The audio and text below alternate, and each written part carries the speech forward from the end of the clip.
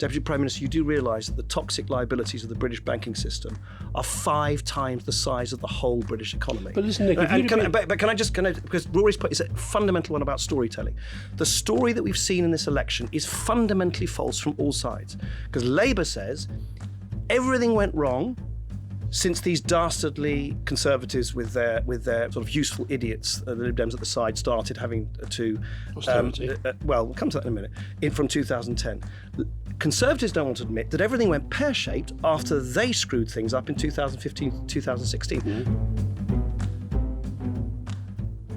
So, Nick, thanks for being here. You are kind of what Theresa May might call a citizen of nowhere, really, aren't you? Polyglot, lots of different nationalities in your background, lots of different countries in your education. Yeah, totally. Guilty as accused. Absolutely. Citizen of nowhere and everywhere. Absolutely. Globalist to my fingertips, my core. Absolutely. Everything that modern politics has rejected fully and wholesomely and recently. Yeah. That is you. That is me. I am a proud flag-waving globalist. Absolutely. Okay. If you're sitting with somebody who doesn't know you and they say, where are you from? What do you say? I'm from Britain, but I'm from Britain, but I'm very European. I mean, my dad is half Russian. My mum is Dutch. I spoke Dutch before I spoke English. As a toddler, I married, as you know, to a formidable Spanish lady, Miriam González Durantes, and my children are raised bilingually. I spent 10 very happy years working in Brussels. Yeah, I mean, this, of course, yielded, I remember in the barrage of unflattering headlines when I was in politics from the Daily Mail, there was a double-page spread which had a very sort of jowly, unflattering photo of me. And the headline on the top was, "Is there anything British about this man?" ? Which I think biologically the answer is not very much. But anyway, but by temperament, by culture, of course, I'm very British. But no, for me, I've always worn those different, as I think many people, all of us, I think, wear multiple identities much more comfortably than this puerile debate that somehow we have to be 100% one thing or 100% other thing seems to always sort of foist on us. Nick, can I come in on that? Because one of the things that's very prevalent in politics today, from both Conservative and Labour, is a very, very strong search for what the political campaigners call backstory. And we have a really remarkable Labour cabinet where people like Angela Rayner come out of conditions of real extreme poverty, but not just Angela Rayner. Many of them have come from very, very tough family backgrounds. And you came into politics with sort of Russian aristocrats in your ancestry, and your dad was a sort of Cambridge educated, and your grandfather was, I guess, a sort of doctor, and your great-grandfather was a kind of English clergyman. I mean, you're the absolute kind of epitome of the kind of comfortable English upper middle class on your father's side. And with a bit of Russian aristocracy on the others. Did you feel that was something that you needed to think about, talk about, that you were lacking a dimension of experience when you came in that somebody like Angela Rayner has? Well, I just, it sort of, I sort of couldn't do anything about it. I am who I am. I can't undo my birth, my background, let alone that of my ancestors. So I never sort of thought I'd start confecting. Sorry, many apologies. Don't worry about the clock. No, I love it. I was going to stop this clock. But talking about aristocracy, it's wonderful to have that old grandfather clock, as if by perfect timing, chime in the background. No, what I was going to say was I didn't spend my time sort of beating myself up for who I was. I am who I am, and I never sought to pretend otherwise. Never sought to try and confect or invent some hardship that I didn't suffer, but it also combined with a very strong instinct that both Miriam and I had, which again, we applied a lot of pressure. You talk about backstory, there's also great pressure which of course flows from America, like a lot of trends do in politics generally, which is this thing of constantly parading your family in front of the cameras and so on. And we studiously refused to do that as well. We refused, or rather Miriam refused, more accurately, to move into an apartment in Downing Street or in Whitehall, which was advised after I became Deputy Prime Minister. So, in a sense, but not only was I hamstrung by a sort of comfortable hinterland, but also I wasn't really prepared, and I think I made that trade-off in my own mind quite early and quite comfortably. I thought, well, if people want something different, they're not going to get it from me, and so be it. I just never felt that was a sacrifice I was prepared to make, and I'm very pleased I didn't, because in the end, as you all know, political careers, and boy, do I know, political careers are temporary things. They generally end in failure, and you shouldn't. I don't think you should. I always say to people who, whenever I'm occasionally asked by people who want to go in politics, I say, be careful. Don't make it your be-all and end-all. Don't make it your complete identity. Don't allow everything you've ever done before and after and during politics to be subsumed by politics. You're also a human being, and you also have human beings who are dependent on you. And I was very conscious of that right from the outset. What made you a liberal, and what is a modern liberal? Well, therein lies an interesting question. Before we get on to what is liberal and what made me a liberal, so you've got to remember, I'm 57 now. I was very much a child of the sort of Thatcher years. So I was very much of that generation who were repelled by what I felt at the time to be a very desiccated, soulless view of society. You know, she was, I think, I'm not even sure if she ever said it, but she was apocryphally claimed to say there's no such thing as society. And me as a youngster was saying, well, no. You know, I had the idealism coursing through my veins that anyone does who was interested in world affairs. So I was sort of repelled by that, and conservatism came across as a sort of harsh, aggressive, sort of slightly but Labour at the time, remember, particularly in the 70s, I'm old enough to actually have some childhood memories of the winter of discontent and a feeling of and it was always men in suits sitting around, trade union bosses, cutting deals over beer and sandwiches. Do you think that's a real memory, or just the way the myth is? Oh no, but it's. Most politics is about myth, by the way. Yeah. I mean, boy, do I know it. You have myths, both, you try and develop stories. But I'm just saying how I reacted to an environment in which right and left felt to me, just not speaking to me as a young person. And I remember I went through an intellectual journey without making it sound too sort of ponderous. I remember after I graduated from university, I spent a year in the University of Minnesota. And oddly, it may be the cold weather, so I was confined to barracks in the university library. But I just spent a lot of time reading kind of some of the, basic texts of political philosophy, and I became very persuaded. I remember reading Isaiah Berlin's essay on, was it Two Liberties? Negative Liberty. Yeah, Negative, Positive Liberty, and John Rawls, and da-da-da. And I just became very. And I remember. But that could easily push you to Labour. No, because No, I think liberalism in the end has a greater belief in individual sovereignty and individual agency than a sort of more collectivist view of progress. And also, I have to, and I say this cautiously to you, Alice, before you jump down my throat. But there is always a tendency, I think, and it varies with people and leaders and so on. But there is always a tendency on the left to fuse their politics with morality, to think that basically their politics is better, is morally better and superior to their opponents. And I've always disliked that. And I think a true liberal, has a level of curiosity and open-mindedness and a respect for other points of view that doesn't have that moralizing component, which I've always disliked in left-wing politics. Yeah, let me develop that, because I do think that's right. I mean, as somebody obviously from the right, I've been interviewing a lot of people who are now in the cabinet and trying to ask them to work out how they appeal to somebody like me, who's a sort of floating voter in the centre. And sometimes that's a tall order, Rory, to ask them to. I mean, did any of them meet your? Some of them got close.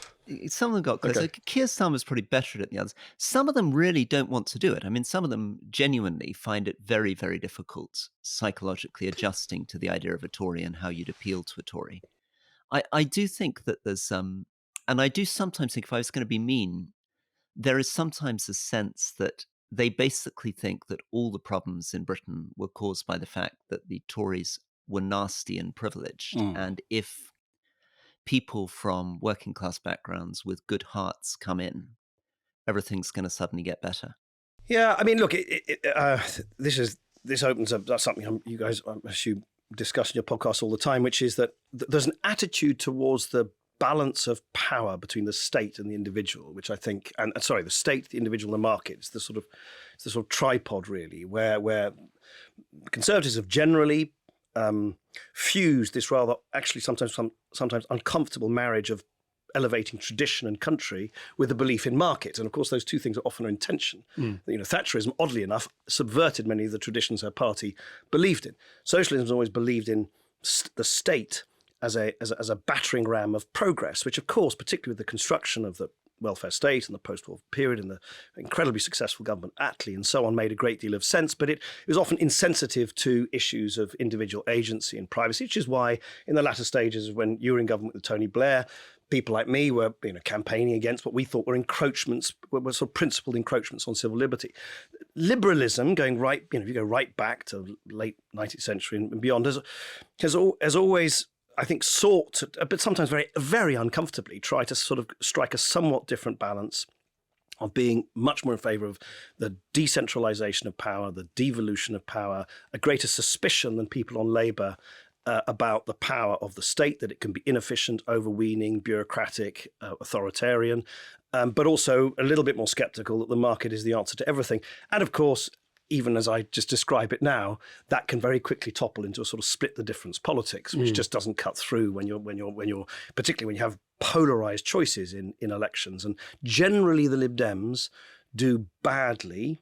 And I think you've actually seen it in recent elections, do badly when people feel there's a real balanced choice. When people think there's the sort of one most likely outcome, they'll throw the Lib Dem dog a bone, if I can put it like that. And I think one of the things that Lib Dems, and including under my leadership, was more of a more of a sort of orange book, sort of classic sort of small L liberalism. But under whatever the different sort of hues and different kind of liberal emphases of different leaders, I think that's the reason why I cleave to the idea that liberalism, going right back to Gladstone, is a separate and different school of political thought to the left and the right in British politics. If that wasn't the case, let's just say the Liberal Democrats didn't exist, right? And let's say we were more like America and there were just the two parties. Labour and Tory. Yeah. Through your life, have you been more leaning towards Labour or more leaning to Tory? More leaning to Labour. And yet, without a doubt. Right, because? Because I think the social, the sort of socially regressive policies that, and I saw this myself close up for half a decade, that Conservatives would sometimes pursue without sufficient thought about the effects of those policies. And most importantly for me, of course, I said at the beginning, I'm an unashamed globalist, this elevation of a sort of 19th century idea of the state, a sort of gunboat diplomacy view of Britain, I just think is serving this country so badly. I think it's done such damage to our ability to wield. Actually, here's the interesting. In the name of sovereignty, what the Conservatives done, I think, in the last 2-3 decades, is they've actually inhibited our sovereignty. Because and this is a very liberal thing, I think power shared is power extended in the modern world. And that's a fundamental viewpoint of the world that I think the Conservatives, not, and I stress people like Rory and not people like my great mentor, Leon Britton, but the modern Conservative Party, I think has really gone down a blind alley on what sovereignty is in the modern world. Nick, can we take us back to the story? So give us a little bit of a sense of your childhood, your mother, and some extraordinary bits of you. You had an aunt who was a lover of Gorky and H.G. Wells and some others, yes. Yeah. And give us a bit of a sense of that before we come back into the politics. Give us a sense of background, family, childhood. So as you said, Rory, I mean, if you write it on paper, I had an incredibly conventional home counties, British, what do you call it, upper middle class upbringing. I was in a rugby fanatical, country prep school where I did well. I was in the first, top rugby team. But oddly enough, but notwithstanding, and then I went to Westminster school. But my point is, notwithstanding all of that, and as I think you alluded to earlier, it didn't, my sort of upbringing and that of my siblings, I have two brothers and a sister, didn't sort of conform to that at all. We were perhaps to the views of many people, it's sort of almost eccentrically sort of multilingual, a boisterous family, garrulous family, very warm. I mean, exceptionally close to my family, very, very close to my siblings and my parents. And as I say, my father had that that dual identity. His father was a long-standing editor of the British Medical Journal and a very prominent medic. His mother, my grandmother, sort of hailed from, as you said, Rory, what they call sort of white Russian aristocracy, which was sort of dispersed across Europe. And like all of that Russian diaspora, they first went to the Baltic states, then Germany, then basically they ended up either clustered around Orthodox churches in Paris or London. So, I would go with my grandmother to this sort of incense-infused church in central London. I'd spend most of my in fact, every minute of my holidays with my Dutch cousins in Holland, with my grandmother's house just near Amsterdam. I was unoriginally called Clog rather than from Clegg at school. I mean, you get the picture. So it was a rather odd mix of highly conventional, if you like, on paper upbringing, and a rather sort of oddly unconventional cultural and linguistic hinterland. And the only thing I think is relevant, at least to this podcast, is we didn't sit around kind of, ponderously talking about party politics, but you can't come from a family like that. My mother was born in and spent some early formative and harrowing years in a Japanese prisoner of war camp, something she didn't talk to us about at all until, well, oddly, actually, it was very interesting. I can't remember how old, I must have been in my mid-20s or something. I'll never forget, we were sitting outside in my parents' house in Oxfordshire, in the Oxfordshire countryside, and I think I was in my mid-20s or so, and there was just all of us were there, all six of us were there together as a family, and then suddenly my mother just started talking, and it all just came, it was like for 2 hours. And anyway, what was the story? Oh, just the horrors of being a young girl in a Japanese prisoner of war camp, seeing people being killed, raped. And why was she there? Why was she in the Japanese prison? Because she was Dutch, and it was a Dutch colony at the time that the war broke Indonesia. Up. In Indonesia, sorry, yeah. Yeah. So the Japanese invaded Indonesia. Were her parents colonial officers? Why were they in Indonesia? No. So my grandfather worked at that time for Shell, and he worked for Shell in Indonesia. But anyway, I sort of digress, but it was, as it happens, an exceptionally moving moment because I suddenly saw my mum talking in a way I'd never seen my mum talk. And how old was she when she went into the prisoner of war camp? She was certainly old enough to remember it very vividly indeed. Yes, so she would have been born in 1935, so she went in when she was 7 or 8. Yeah, you can 7, 8, 9, 10. Yeah, I need to check, but you anyway. The memories were very vivid. My point is, in answer to your question, it was this rather. And I've often asked myself, how is it, for instance, when many years later as an adult, I went to the House of Commons as an MP, and in a sense, my whole background should have almost sort of conditioned me to feel that it was an environment in which I felt very comfortable. Yet I always felt incredibly uncomfortable. I felt like an outsider. I didn't like it. I don't think it liked me very much. I couldn't bear the sort of stifled sort of ceremonial and inauthentic kind of way in which people would communicate with each other. So it's been an odd dynamic. In one sense, I've been raised in a highly conventional manner. In other ways, I've been exposed through my parents and my family's background to just a whole bunch of inputs which have I believe have enriched me. But there you go. Before we come to Parliament, let's just quickly gallop through. So you put yourself in the frozen wastes of Minnesota. Yes. Then you went off to study in Europe. Yeah. You then, which is where you met your wife. You worked for the European Commission. You became a member of the European Parliament. All of this before you became an MP. Tell us a bit about that period in your life. It was an exceptionally happy period of time at almost every level, as you say. I met the most important person in my life, my wife, at the Collège d'Europe in Bruges. Same as Stephen Heller. Stephen Heller, exactly, yeah. And then there's a whole network of people who exactly from there. For listeners, that's Stephen Kinnock and Heller, the former Danish Prime Minister. You are the first married couple, both of which have appeared on the podcast. Well, Miriam obviously was first, and a lot better. I realise that. Sure. I really follow modestly in her footsteps. But so hang on.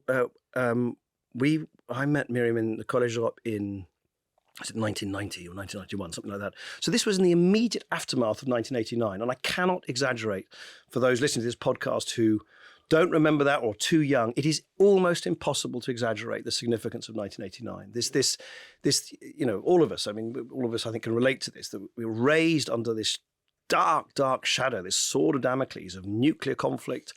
I remember this prep school that I referred to earlier, I had some mad history teacher who told us terrified 11-year-olds, what a nerd I was. I asked him to give us a special session on why he thought a third world war was likely to happen. And he not only told us it was going to happen soon because the Soviets were going to nuke us all, but that we were all going to die by Christmas. I remember him very specific, we were going to die by Christmas, and that the nuclear bombs from the Soviet Union were going to land near the school because we were near some military base. Anyway, the point is to go from that to this extraordinary, thrilling feeling that Europe was suddenly open and whole, and that this disfiguring, scary division and standoff between the West and the Soviet Union had suddenly evaporated. I mean, I remember weeping when I was at the time in Minnesota when I remember listening to NPR on a radio to the coverage of the fall of the Berlin Wall. It marked me so profoundly, that feeling of possibility and optimism, and that those awful, debilitating ideological divisions could now be set aside. It was a period of immense optimism.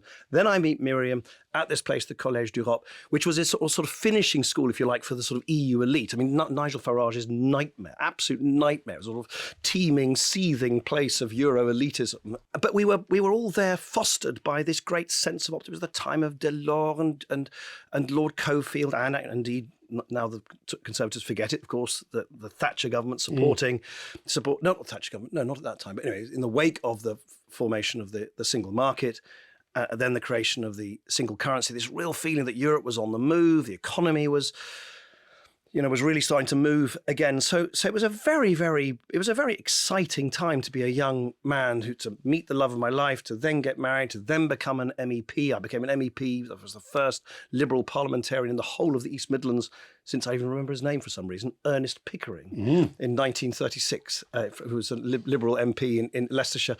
So it was a very, very exciting and thrilling time. We then had kids. It was a wonderful time. It was a time of sort of now sepia-tinted optimism compared to what everything has happened since. So you became an MP. Did you always have in mind to become a leader of the Liberal Democrats? Was that sort of always part of your thinking? It wasn't quite as deliberate as that. I had two great mentors in my life. One was Leon Britton, not so much as a Conservative, but certainly as a European. I worked briefly for him in his sort of what they call cabinet, and I was in his private office. When he was at the Commission? Yeah, the European Commission, exactly. Yeah. And he was then really quite unusual figure. He was the one who, on behalf of Europe, negotiated the creation of the World Trade Organization. One of my roles was to help him on the negotiations on behalf of the European Union to get China into the WTO. I mean, so he was a great mentor. But the other one was Paddy Ashdown, and it was actually Leon Britton who introduced me to Paddy Ashdown, and I became very, very close to Paddy, and he became a very dear friend, and I miss him immensely. And Paddy,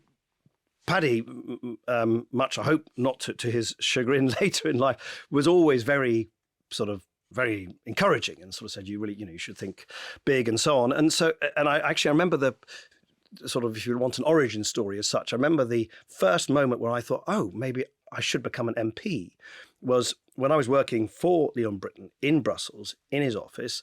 I would constantly tell him how irritated I was about this that I'd heard seen in the newspapers, and he was being viciously attacked by the Conservative Party at the time, by the Tory press, in, by the way, I think a barely disguised anti-Semitic manner, by the way, at the time. People forget this. It was vile, and if people think the sort of internecine civil war about Europe is a recent thing, it went back a long way, and it was vile. And I was very indignant on his behalf, and I kept telling him about this, that, and the other. And I remember at one point he turned around somewhat impatiently to me, and he said, "Oh, for heaven's sake, if you've got so many views about politics, why don't you just go into politics?" And I, for once, somewhat uncharacteristically, I was completely lost for words, because at that point, you hadn't thought of it.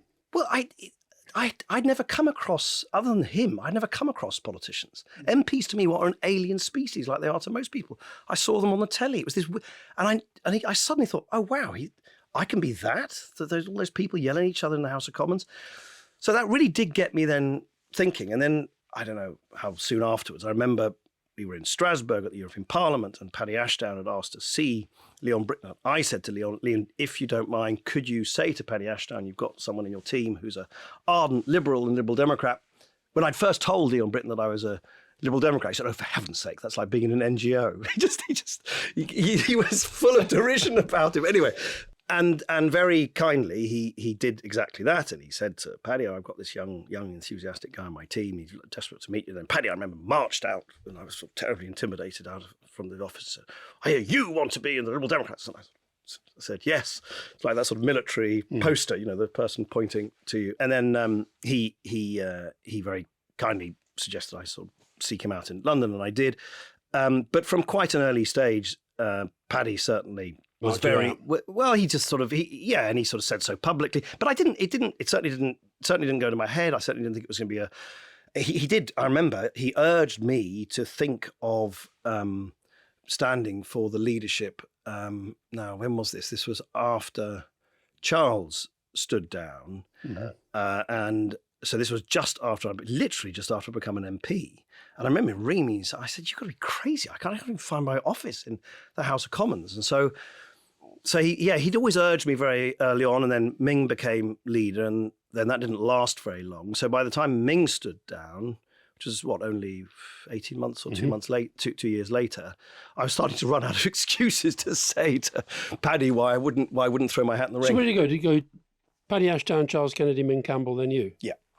That's right, and it was very it's very striking, and very very early. So yeah, you'd barely been in Parliament for 2 years when you became leader of your party. Yeah. I mean, we're surprised by how quickly Rishi Sunak and Keir Starmer did it, but you did it even faster. Yeah. What do you think are the tensions and the strains of doing it so quickly? And is that a way of trying to understand part of Rishi Sunak and Keir Starmer's challenges of taking over a party when you haven't been in Parliament very long? Yeah.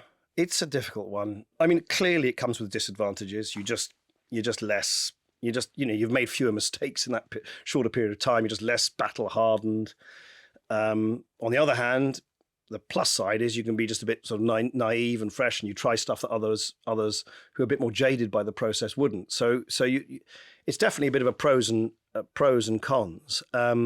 I mean, again, I didn't spend too much time thinking about that. I thought, well, you don't choose your moment. The moment slightly chooses you. And it was very obvious that if I ducked the challenge of sort of trying to enter into the leadership race at that point, then I wouldn't. Then I, in a sense, I would be ducking it for good. But I think it's an interesting question. How much does experience of Parliament help or hinder? I think it does a little bit of both, oddly enough. You had this speech about how, despite your upper middle class background, you found Parliament pretty appalling. I found Parliament completely appalling. Yeah. I don't think this tells us anything about Nick and his amazing Dutch-Russian ancestry. I think it's a totally appalling institution. It is. It really is. But develop that a bit. I mean, give us a sense of what it is that's so rebarbative and repellent about it. Oh, I don't know where to start. I mean, I've now worked for... Actually, I feel very lucky. I've worked in 3 what I call bubbles. I worked for 10 years in a Brussels bubble, an EU bubble. I was 12 years in Parliament before the voters of Sheffield Hallam had enough of me and slung me out. And I've now done 6 years in Silicon Valley.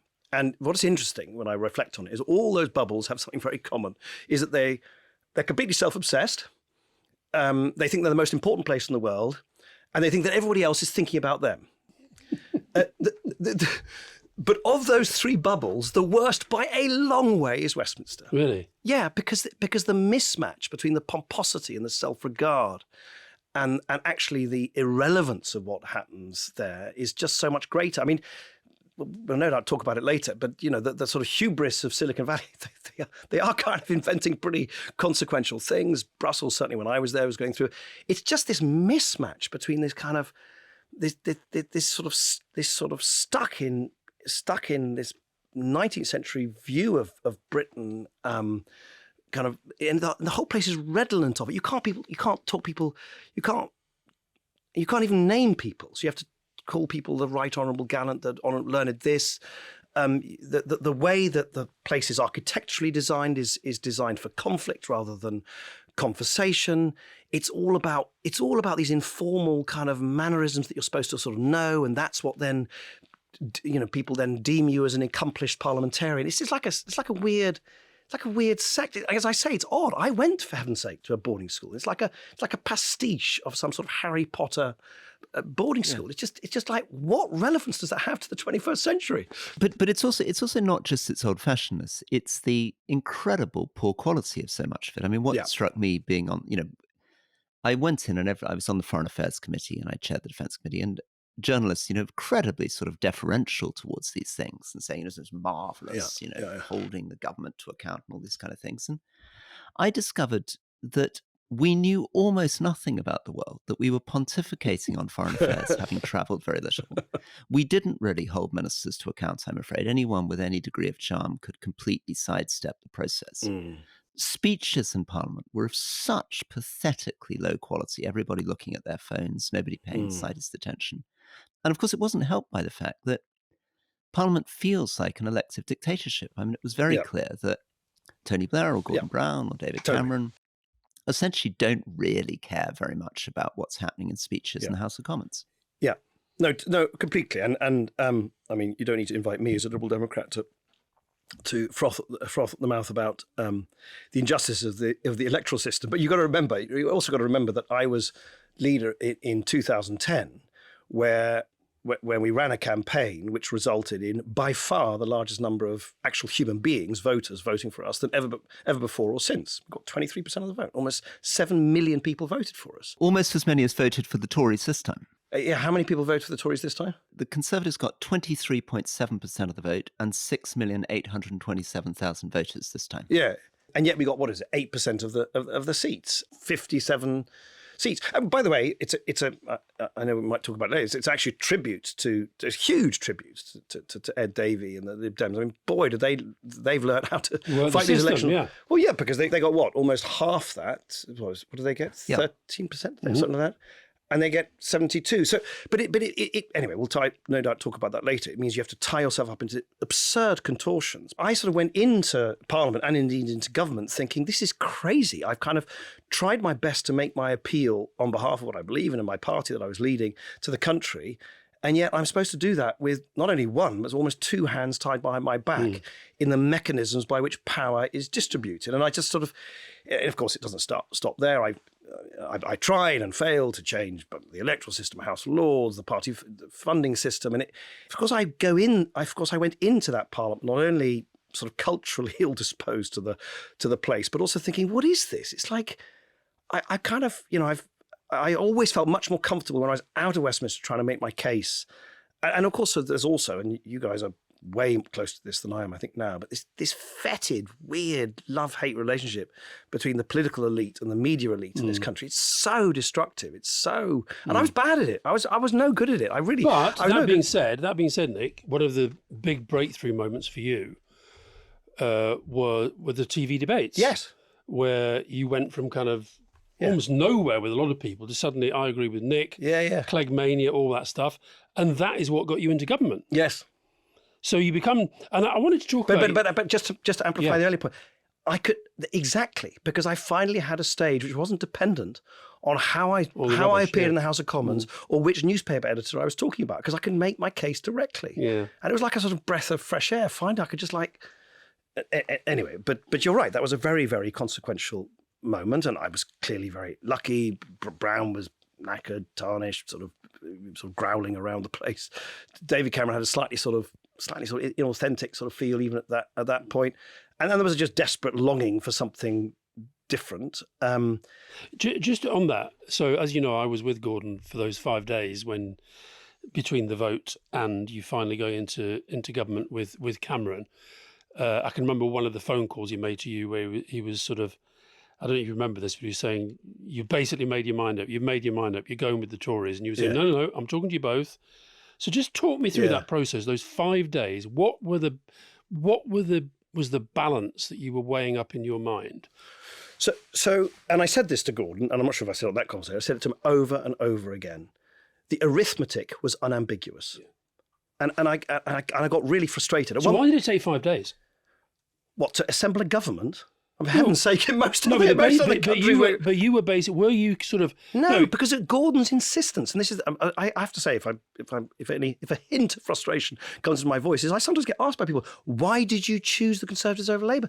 There was no majority of Labour. I think Labour and the Liberal Democrats amounted to, I can't remember, was it 312? Yeah. It was just it was 313, I think it was. But I remember, way short. But I remember literally, he at one point, he started writing on a piece of paper with his black felt tip pen. I think he and I were just on our own in his office at the back of the House of Commons. Yeah. And I almost put my hand on his arm and said, Gordon, you just like put it away. The sums do not add up. So what I had said before the election, publicly and privately, what I said immediately after the election, publicly and privately, was it seemed to me as a basic democratic principle that if no one wins a majority, the party with the most votes and the most seats has, in that situation, a sort of obvious... So why were you talking to Labour?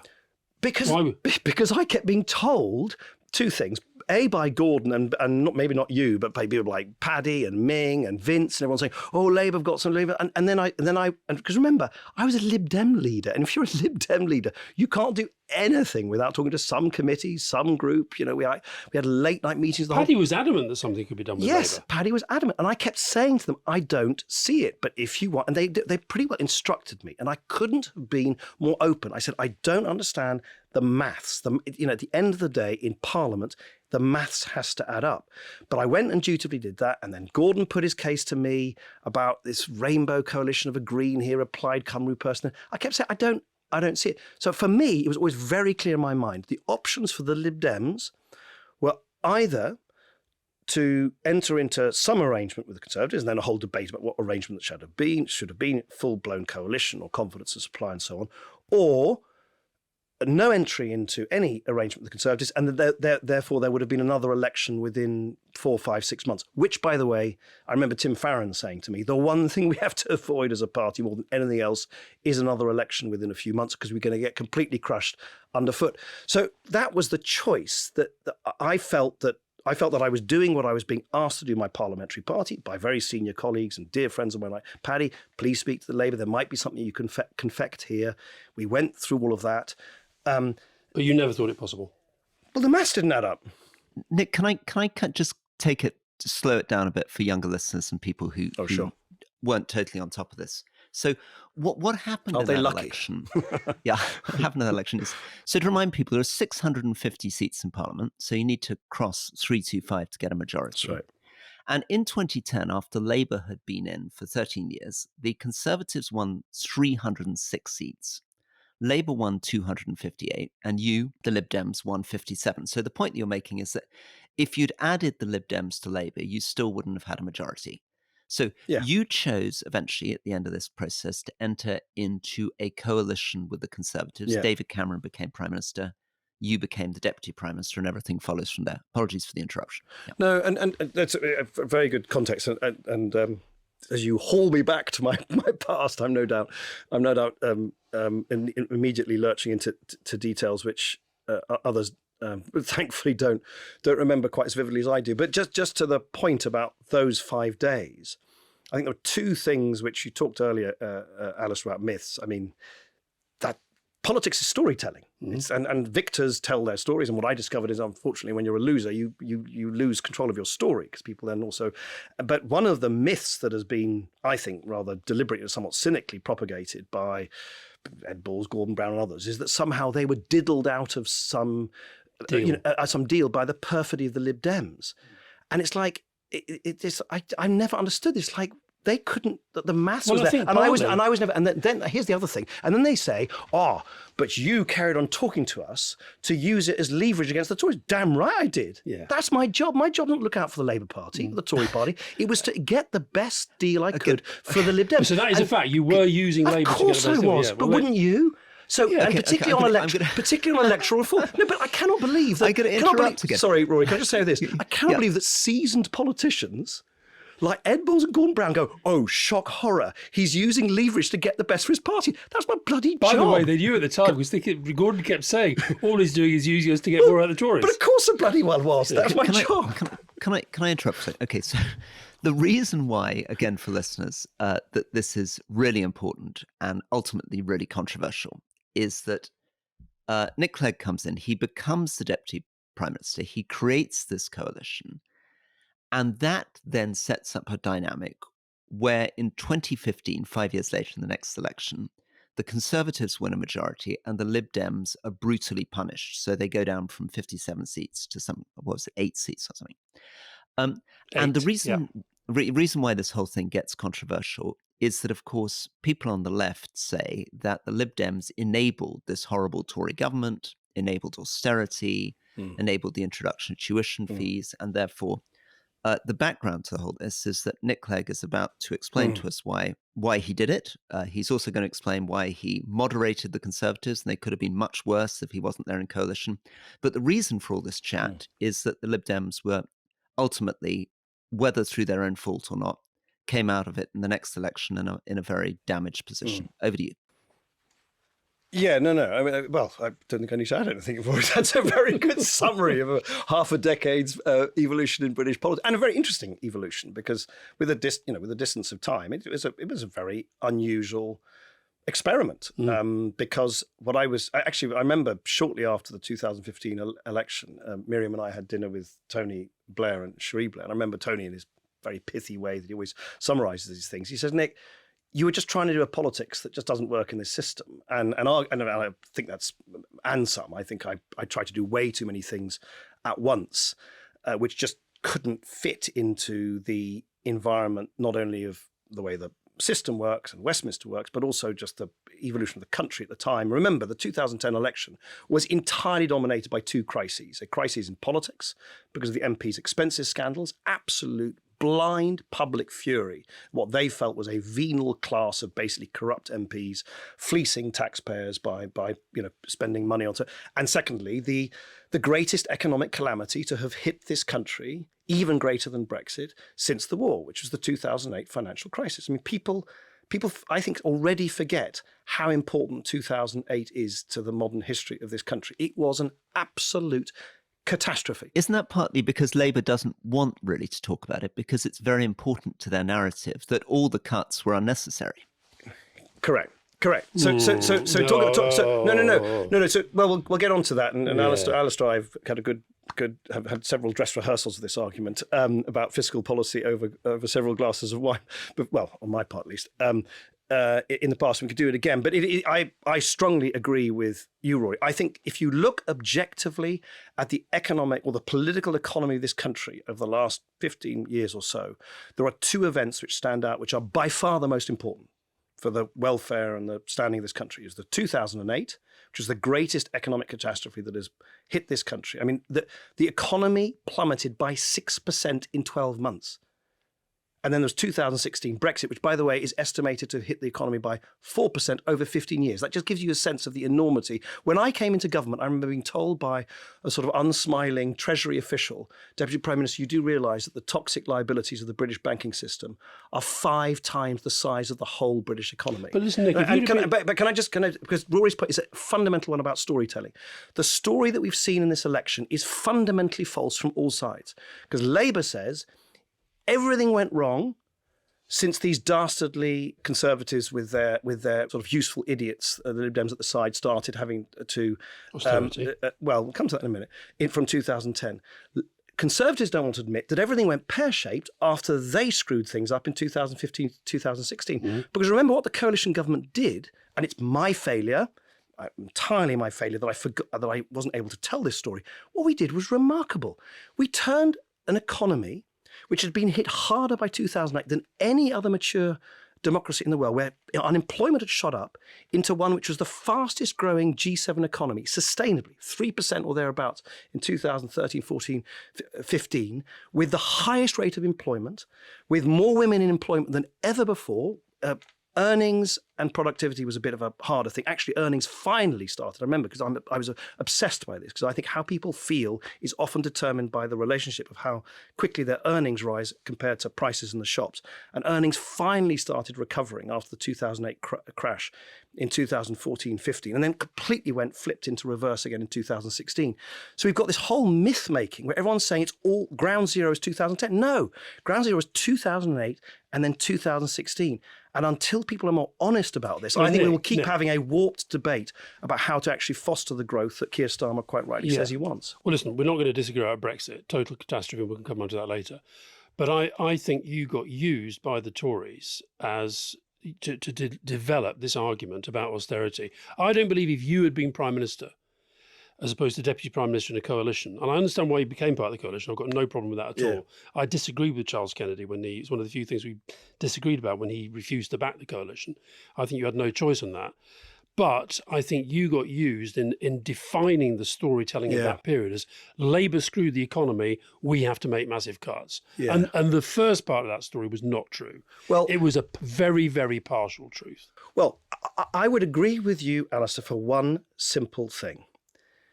It was Alastair Darling, not me, not George Osborne, not David Cameron, not Danny Alexander, who said, I remember it vividly, in March, you can look it up, March 2010, before the election, Alastair Darling said there would have to be cuts. He didn't just say cuts. He said they have to be harder and tougher than anything under Margaret Thatcher. And then to prove the point, Gordon Brown and Alastair Darling, and this is terrifically important in my view, passed a law, literally legislation, in the House of Commons, which by law would have obliged the Labour government, if they'd won in 2010, to reduce the deficit in half by the end of the Parliament. We ended up in the coalition, because of me, by the way, because I stopped George Osborne, David Cameron cutting further and faster than I wanted them to. We actually ended up reducing the deficit more slowly, so halving it over 5 years rather than the 4 years as prescribed. So I think one of the great, I'll come in a minute, I think there are totally legitimate debates, and I'm very happy to accept criticism about how the cuts were done, the distribution between tax and spend and so on. The one thing I can tell you, though, it's a complete nonsense that you can somehow reduce that deficit in half over 4 years by just taxing the rich. But austerity for Cameron and Osborne became almost like a political virility game. Yeah. Well, and you got sucked up in that. You became their spokesman in a way. You legitimised that. I think what is absolutely true is that at the very beginning of the coalition, there were two things which I think worked rather well symmetrically, which was of the two crises, which was the economic crisis of 2008 and the political crisis of the MPs' expenses. And right at the beginning of the coalition, I wanted to be very much, of course, identified, amongst other things, with, yes, helping to recover the economy, but very much using the anger around the MPs' expenses scandals to really try and introduce far-reaching liberal reform of our political system. What is absolutely true, you're quite right, is the moment that first budget was announced in October, I think it was, 2015, the narrative became almost entirely about the economy rather than about political reform. And of course, I failed to change the electoral system, get elections into the House of Lords and so on and so forth. But my point to you, Alastair, is I would concede to the candidly almost incessant criticisms of the left over the last 15 years much more readily if I believed that if Labour had gone into power, somehow they would have been able to wave a magic wand, there was no austerity. It is the biggest myth in modern British politics. You cannot come into, as we did, with a collapse in the economy of 6%, a dramatic increase in public spending, which happened very, very late on in Labour, in the last 18 months or so, with a legal commitment to halve the deficit in even more quickly than the coalition did, and somehow do that without eliciting howls of pain from the public sector. It is a fundamental, and I think it's one of the reasons why Rachel Reeves is going to have quite a job leading the Labour Party, who've sort of been fed on this mythology about austerity over the last 15 years. The mythology is also dangerous because, I tried to say when we were interviewing Rachel Reeves on Leading that Gordon Brown had very dramatically increased spending. And that was one of the reasons why they were making a lot of progress on healthcare, but that in those last 18 months, spending had gone up very, very dramatically, which left them very exposed. And she's absolutely denying... But partly because of the financial crisis. Right, absolutely. But the point was that was a gamble to massively increase spending, assuming that there wasn't going to be a financial crisis. I mean, this is where we get into this question around fixing the roof while the sun's shining. So Labour made a decision to radically increase spending, basically assuming that the British economy would continue to grow at the rates at which it had grown up to 2008. When it didn't, the government was spending so much that it inherited a big, big problem. Reducing that deficit became very problematic. So in saying, look, the Tories spent much less on health than Labour, it's true. But Labour was spending much more on health on a very optimistic assumption of future revenue. But also very late on. I mean, if you look, and look, I cannot tell you enough. I was, obviously from the obscurity of opposition and the backbenches and so on and so forth, but I was violently opposed to George Osborne's, 3 botched budgets that he introduced immediately after we were evicted from the shambles. No, the Omni Channel was Is that another 2012. But the point is, but if you just look at the 5-year period for which I am rightly held responsible, amongst others, the public spending as a proportion of GDP at the end of these so-called ferocious, ideological, morally unacceptable cuts was almost exactly, in fact, it was higher than public spending under most of the years of Labour in the previous 13 years. Other governments did make different choices. And it's not... No, hang on. They did, and they cut much deeper. So across you, and I think it's one of the things that, and you should get, have you had Osborne on this? Have we had Osborne? Yeah, we did, yeah. Okay, Yeah, I'm never sure whether this has been deliberate in Osborne or not, but actually what Osborne did, partly because he was restrained by me in government, he talked a ferocious game of public It was spending. a political strategy. But of course it was partly. By the way, in the same way that Rachel Reeves and Keir Starmer are now saying it's a disaster. It isn't. By the way, it is not nearly as much of a disaster as they're saying. Interest rates are coming down. Unemployment is low. I think it's very important to remember that on the day that the election took place in 2010, I think 2 or 3 days before it is my memory, there was the first major international bailout of Greece. On the weekend after the 2010 election, there were riots on the streets, burning cars. You could see it on your television screens. Alastair Darling, as the sort of stand-in, if you like, Chancellor, was flying to an emergency summit. There was a real feeling that Britain was teetering on the precipice. And by the way, we were. We had the most oversized banking system, which had blown up in our face just a few months earlier. One domino was falling after the next in Europe. And to your point, other European countries cut their public services way deeper than we did, way deeper. We slowed the increase in public spending on health.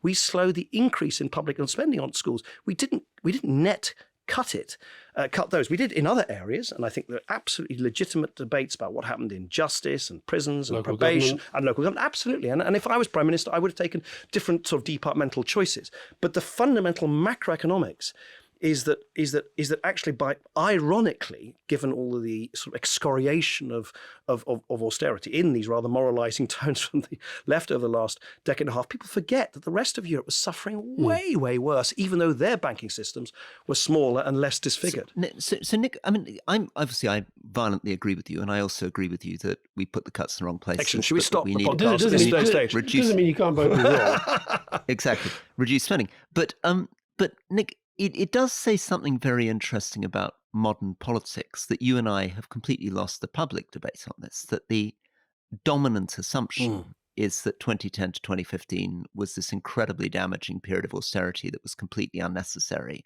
and that there was no reason to cut at all, and that was totally different choices available, and that Britain did it much harder than anyone else. I don't say it was unnecessary. What I object to is the fact that it was a political strategy run by Cameron and Osborne, because political strategy is frankly all they did. And you got used in that. That's my fear. Alistair, the genius of the political strategy is the way in which Alistair's accusing politicians of, dare I say it, being politicians. But of having a strategy. Yeah, how dare politicians be politicians? The genius political strategy, in a sense, is from the other side, that the left has managed to characterise that 5 years as being completely economically irresponsible and unnecessary. I mean, obviously, we got absolutely hammered in 2015, so less be said than better, perhaps. But to your point, Rory, whilst I think it is definitely clearly the dominant narrative if you read the pages of The Guardian and so on and so forth, I don't think you can claim that it was the dominant narrative in the country for the one following reason.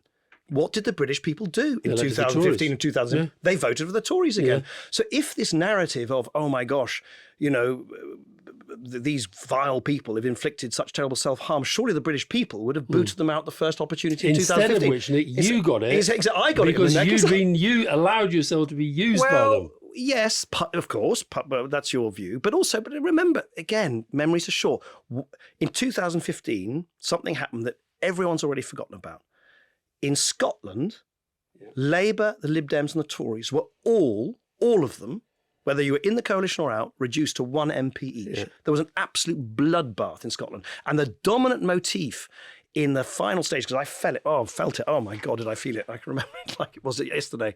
The thing that really shifted votes away from the Lib Dems in the final stages of the 2015 election to such a devastating effect, yes, of course, coalition. Clearly, if you'd come from the left of the Labour Party, like a lot of people had because of Iraq and all the rest of it, and joined the Lib Dems and thought that the Lib Dems were a left-wing alternative to Labour, and then suddenly you had this liberal Clegg bloke who was saying... Tuition fees. Well, of course, tuition fees does a lot of damage and so on. So absolutely, and I don't want to... So what are you going to say is the big one? No, was the biggest thing was the Tories and the Tory press kept running this fantastically effective thing that Ed Miliband was going to win and was going to be in the pocket of Nicola Sturgeon and Alex Salmond. And we could see it on the doorstep. People said, oh, no, we can't take the risk of voting for the Lib Dems because that might allow this. And they had real doubts about Ed Miliband, and they had particular doubts about Ed Miliband dancing to the tune of the Scottish nationalists. That was actually the thing that was the dominant thing as campaigners that we saw on the door. I'm not in any way obscuring the fact my own responsibilities, failings, and all the rest of it. Tuition fees and coalition austerity played a role. I think in the retelling of it, because we keep talking about storytelling, actually it's been almost somewhat exaggerated compared to some of the other factors that were at play in 2015. How would you define your relationship then and now with Cameron and Osborne? I don't have much of a relationship with them now. So there are no friendships that emerged from that period? No, and look, clearly one of them, again, I thought it was important, and lots of people, of course, roundly criticised me with the benefit of hindsight. I thought it was terribly important, given where the country was in 2010. In other words, we had this near-death experience in the economy. Yeah, you've got to follow their lead, I get that. No, sorry, just to your point about the relationships, I thought it was very important, and I thought, gosh, we're creating something which I believed in, which was coalition politics based on give and take and compromise. I thought it was terrifically important to show, to do it with a sense of confidence and with a smile on your face. And we're going to try and fix things. And we're going to do this together. And we're going to put country before party. So we did this Rose Garden press conference, which, as ever, pictures speak 1,000 times more than words. That became the kind of, people thought it was a sort of bromance. There was a bonhomie of it, sort of. It was my intention that if we were going to do something new like a coalition government, you needed to mean it. You needed to be sort of committed to it.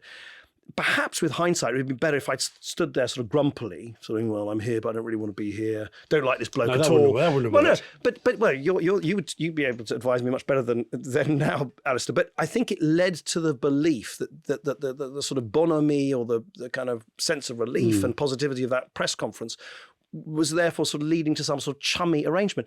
It was never like that. No, I was as was Cameron. I think we were civilised. We were civilised people. He's a polite person. I'm relatively polite. I try and listen to it. I don't tend to fly off the handle, maybe occasionally, but I try and conduct myself. And also I knew that this was a question of give and take. We both knew the maths. He couldn't get anything done in Parliament without my support. I couldn't get anything vice versa. So we had a lock on each other's sort of, preferences. He's quite a supple political operator, but he was always pretty hard-headed. And Osborne?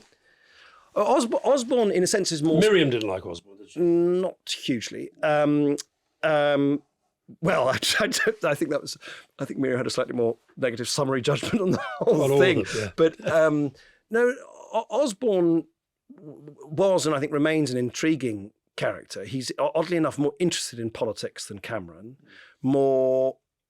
perhaps more versatile on policy substance than Cameron, an absolute inveterate sort of knife fighter in the kind of battles in Whitehall. But what I always was impressed by Osborne, he has and I'm not sure if you've found this in your discussions with him, he has an unusual ability to understand politics from your opponent's point of view. And it's quite a rare gift in politics. Most people in politics are so puffed up with their own sense of sort of justification of their side. He has this rather interesting ability. And he was rather clever in the coalition, saying, you want this and I want this. Can we do this together? He in that sense, he was quite an inveterate deal maker, which is useful in a coalition. Nick, just final one on that. One of the things that struck me as a new MP coming in 2010, just the beginning of the coalition, is I felt there were a number of occasions where I was hoping that you would be reaching out to me and other people like me. Oh, interesting. Who were on the left of the Conservative Party, and you never did it. You probably could have won us over on things like the alternative vote. You might even have been able to bring us over on House of Lords reform. And I was very struck by the fact that whenever I approached you or tried to talk to you, you were rather sort of stiff and standoffish. And you missed a huge opportunity there. I think there were dozens of us that were very sympathetic towards the Lib Dems, the coalition, and probably preferred your vision of things to Cameron Osborne's, that would have been happy to work with you, get behind you, But I think, oddly, contrary to your vision of the Rose Garden, you remained much more partisan than maybe you acknowledge. You weren't very interested in talking to young left-wing conservatives. Yeah, I think that's very fair, Rory, and I'm sorry. I'm sorry if I was aloof or standoffish, and that's very rude, forgive me. And I think you're right about the politics of it. I think it was such a struggle. I cannot exaggerate to you what a struggle it was to, lead a party that had never been in government before, to suddenly becoming a party of sort of perennial opposition to being a party of government, and then obviously being absolutely kind of hammered. So you're kind of on life support system, and then at the same time trying to keep my head above water, my own constituency, keep this coalition going, having a young family. I mean, I was just holding on my sort of fingertips. But you're quite right. With time, and I think this happened to both Cameron and me, we both became pulled towards our own parties more. You know, he became, unfortunately, in my view, I think it was a devastating sort of error on his part to become ever more obsessed about what the right wing of his party thought and what the Daily Mail thought and the Daily Telegraph thought and so on. And I, of course, became increasingly preoccupied with just trying to keep this sort of beleaguered band of Lib Dems on board for this undertaking. So I think you're quite right. That was my focus, and it became.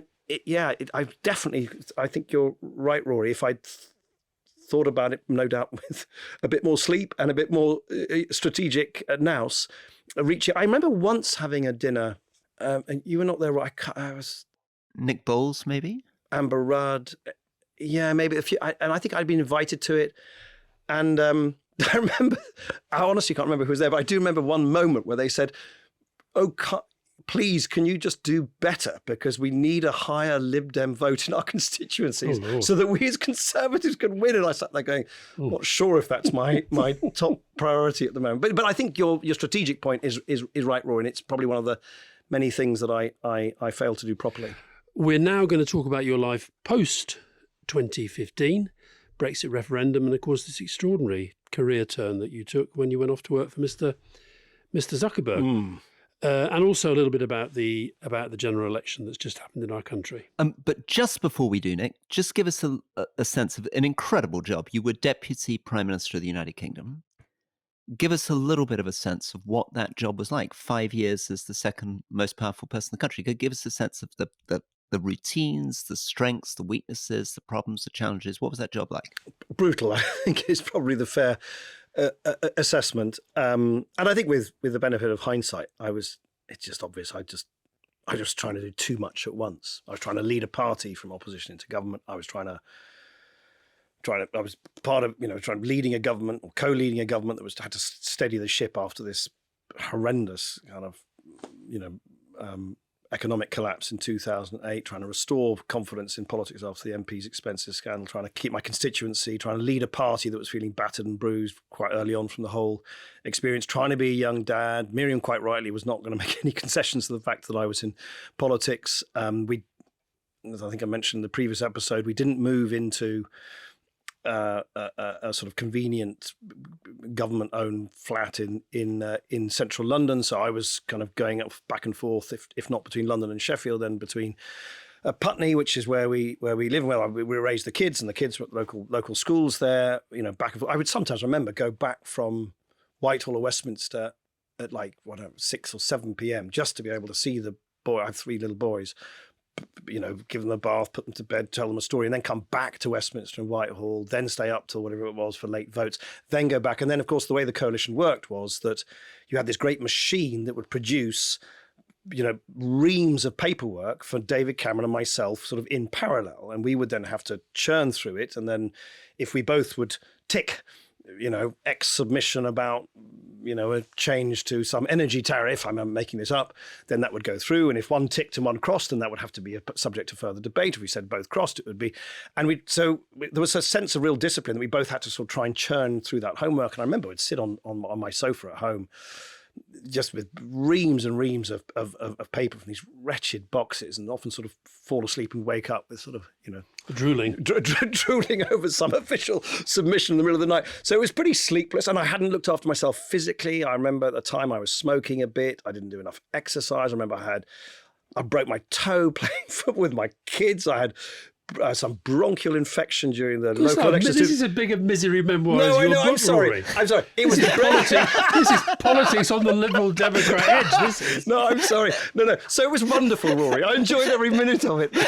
No. Well, since you asked, no, it was a great privilege. It was a great honour, and all the rest of it. But I just as a I actually often, I'm not sure if you say this, Rory, or you say this, Alastair, when people say, "Oh, should I go into politics? What's the thing I should learn?" I just say yes. Well, there's that. And then I say to them, the thing that is most underrated about politics, or at least the politics I was doing, I was a public figure, I had to constantly perform in the media, in Parliament, and the rest of it, is physical resilience. It is an exceptionally physical job. Yeah. And I remember actually after the catastrophe of the local elections in 2011 and the failed AV referendum, I remember thinking, like, I've got to get my shit together. Otherwise, this is going to physically overwhelm me. So I remember then I started smoking. I did some kickboxing classes at 6 a.m. in the morning, somewhere near Fulham Road. I got a rowing machine and put in a little cubby hole somewhere in Whitehall. It's a very physical job. And it took me a while to learn that. And Nick, this is just a route into where you are now. I mean, presumably being president of the United States is a pretty tough physical job. So just give us a sense of what Biden's day must be like and what it must be like being that age, trying to do that kind of job. Yeah, I think it is often widely underrated that politicians need to be made of very stern sort of, because you're taking most decisions, highly consequential decisions, often at very great speed, based on imperfect information with very extensive consequences in a sleepless state. So, in a way, we create a whole cast of, cast both with the E and without the E, if you sort of mean, of decision makers who are almost sort of in a state which is the worst state in which to take decisions.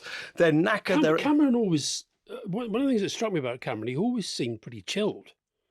Do you think he was? No, I think I always thought, actually, fun enough, I think there were some things which were fair and unfair, which are said about Cameron. I think the one thing that was unfair is that somehow he was a sort of slacker. He worked hard. But he managed to do that without ever looking. I always felt about Cameron, he never looked terribly stressed. Yeah. Which is quite rare for top flight politicians. Yeah.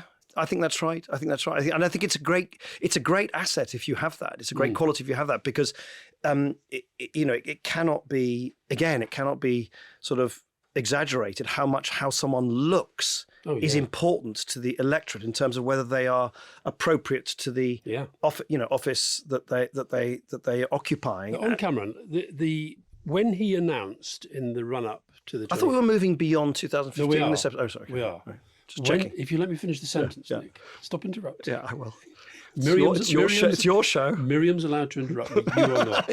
There's a surprise. When Cameron announced in the run up to the 2015 election that the Conservatives would commit themselves to a referendum on Brexit, did you think then that it was a sort of moderately clever political tactic that might get him through the election and then you'd come back with another coalition government?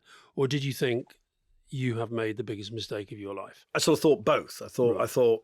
I thought, you idiot, you've now completely hoisted the white flag to the right wing in your party. You are elevating a party management issue to something. And well, I tell you what, the thing that, again, I think has sometimes been overlooked is the hubris of it. Do not underestimate the link between the Scotland referendum, which, and then, of course, subsequently, the surprise victory in 2015. I mean, Cameron went to the European Council and said, I'm a winner. I will win. I mean, I know this from other heads of government in the EU who said to me, he would just literally go there and say, I'm a winner. It's not a problem. I'm a winner. It's just classic sort of Greek tragedy stuff. It's just hubris. It went to their head. And it was a particular misdiagnosis of their own skills, because I believe the Scottish referendum would not have been won without people like Alastair Carmichael, Michael Moore and Danny Alexander, who were prominent Liberal Democrat Scottish cabinet ministers and MPs who played an absolute blinder in making sure that referendum campaign was... I think Alastair and Gordon did. And Alastair Darling and Gordon Brown. Yeah, sorry, Alastair, absolutely. No, sorry, I didn't mean it in a partisan way. But as I remember, George in particular wanted lots of sort of clever, pokey sort of sort of newsy things to try and sort of goad the SNP at the time. And it was, I think, both Alastair Gordon and these Liberal Democrat Scots who said, you guys don't understand Scotland, which indeed they didn't. So I think they kind of misdiagnosed their own victory, if you like, in Scotland. And I think I just think he thought he was I thought it was going to be a bit of a breeze. I also, but I mean, you should ask him. I know that there were a number of things which they floated at the latter stages of the coalition where they were pretty confident that they wouldn't be able to do it because we would be in coalition with them again. And I think Brexit was probably one of them. And one thing I know for sure, because I said this to both of them, was these ludicrously regressive welfare cuts that they introduced in 2015-16, the 12 billion extra of welfare cuts, the two-bedroom cap. The benefit cap, the two-child benefit. Yeah, the removal of housing benefit from young people, a whole bunch of things which I vetoed. Austerity too.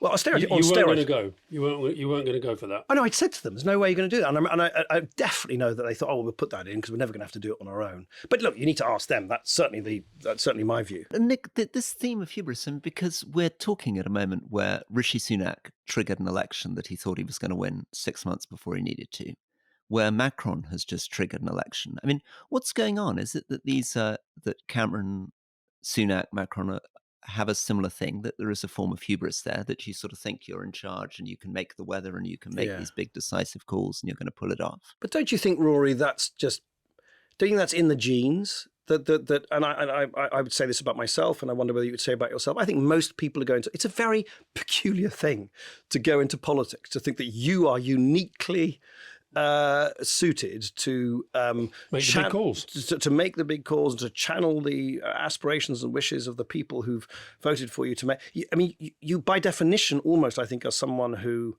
arrogates to yourself a sort of gambler's tendency to sort of take big risks. I think that's what is inherent in most politicians, and I don't think most great politicians achieve anything of any significance without making very big risky calls. What's your take on Brexit now? What's yours?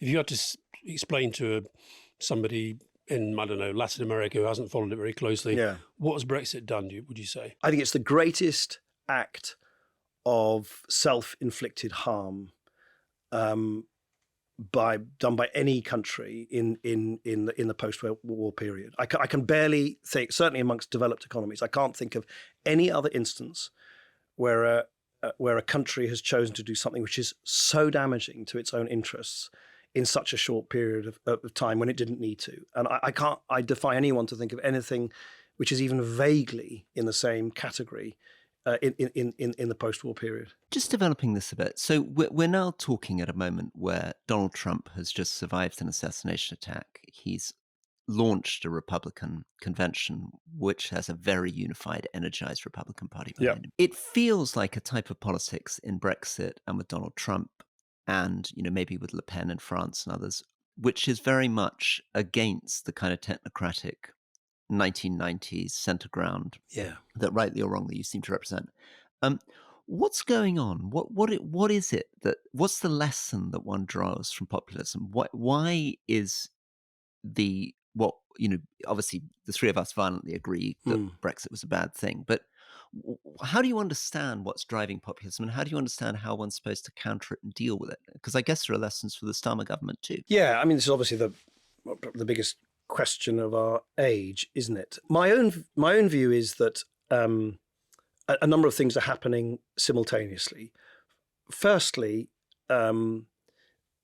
you're seeing this extraordinary tension between the globalization of technology and the economy and the deglobalization of politics. And the latter is almost a reaction to the former, because the more you feel you're not in control of events that impinge on your life, the more you want a stronger sense of belonging and control over your own environment. And it creates an unsustainable, or rather a very unstable political mix, because you have one generation after the next, one government after the next of politicians who are elected into office to sort of impose sovereignty and control over processes which they don't control and which they can't and which they can't sort of discipline themselves. And I think that's instability. And then I think you've got another thing going on, which is obviously the traditional left-right, high tax, low tax market state is giving way to university educated or non-university educated and old and young. So levels of education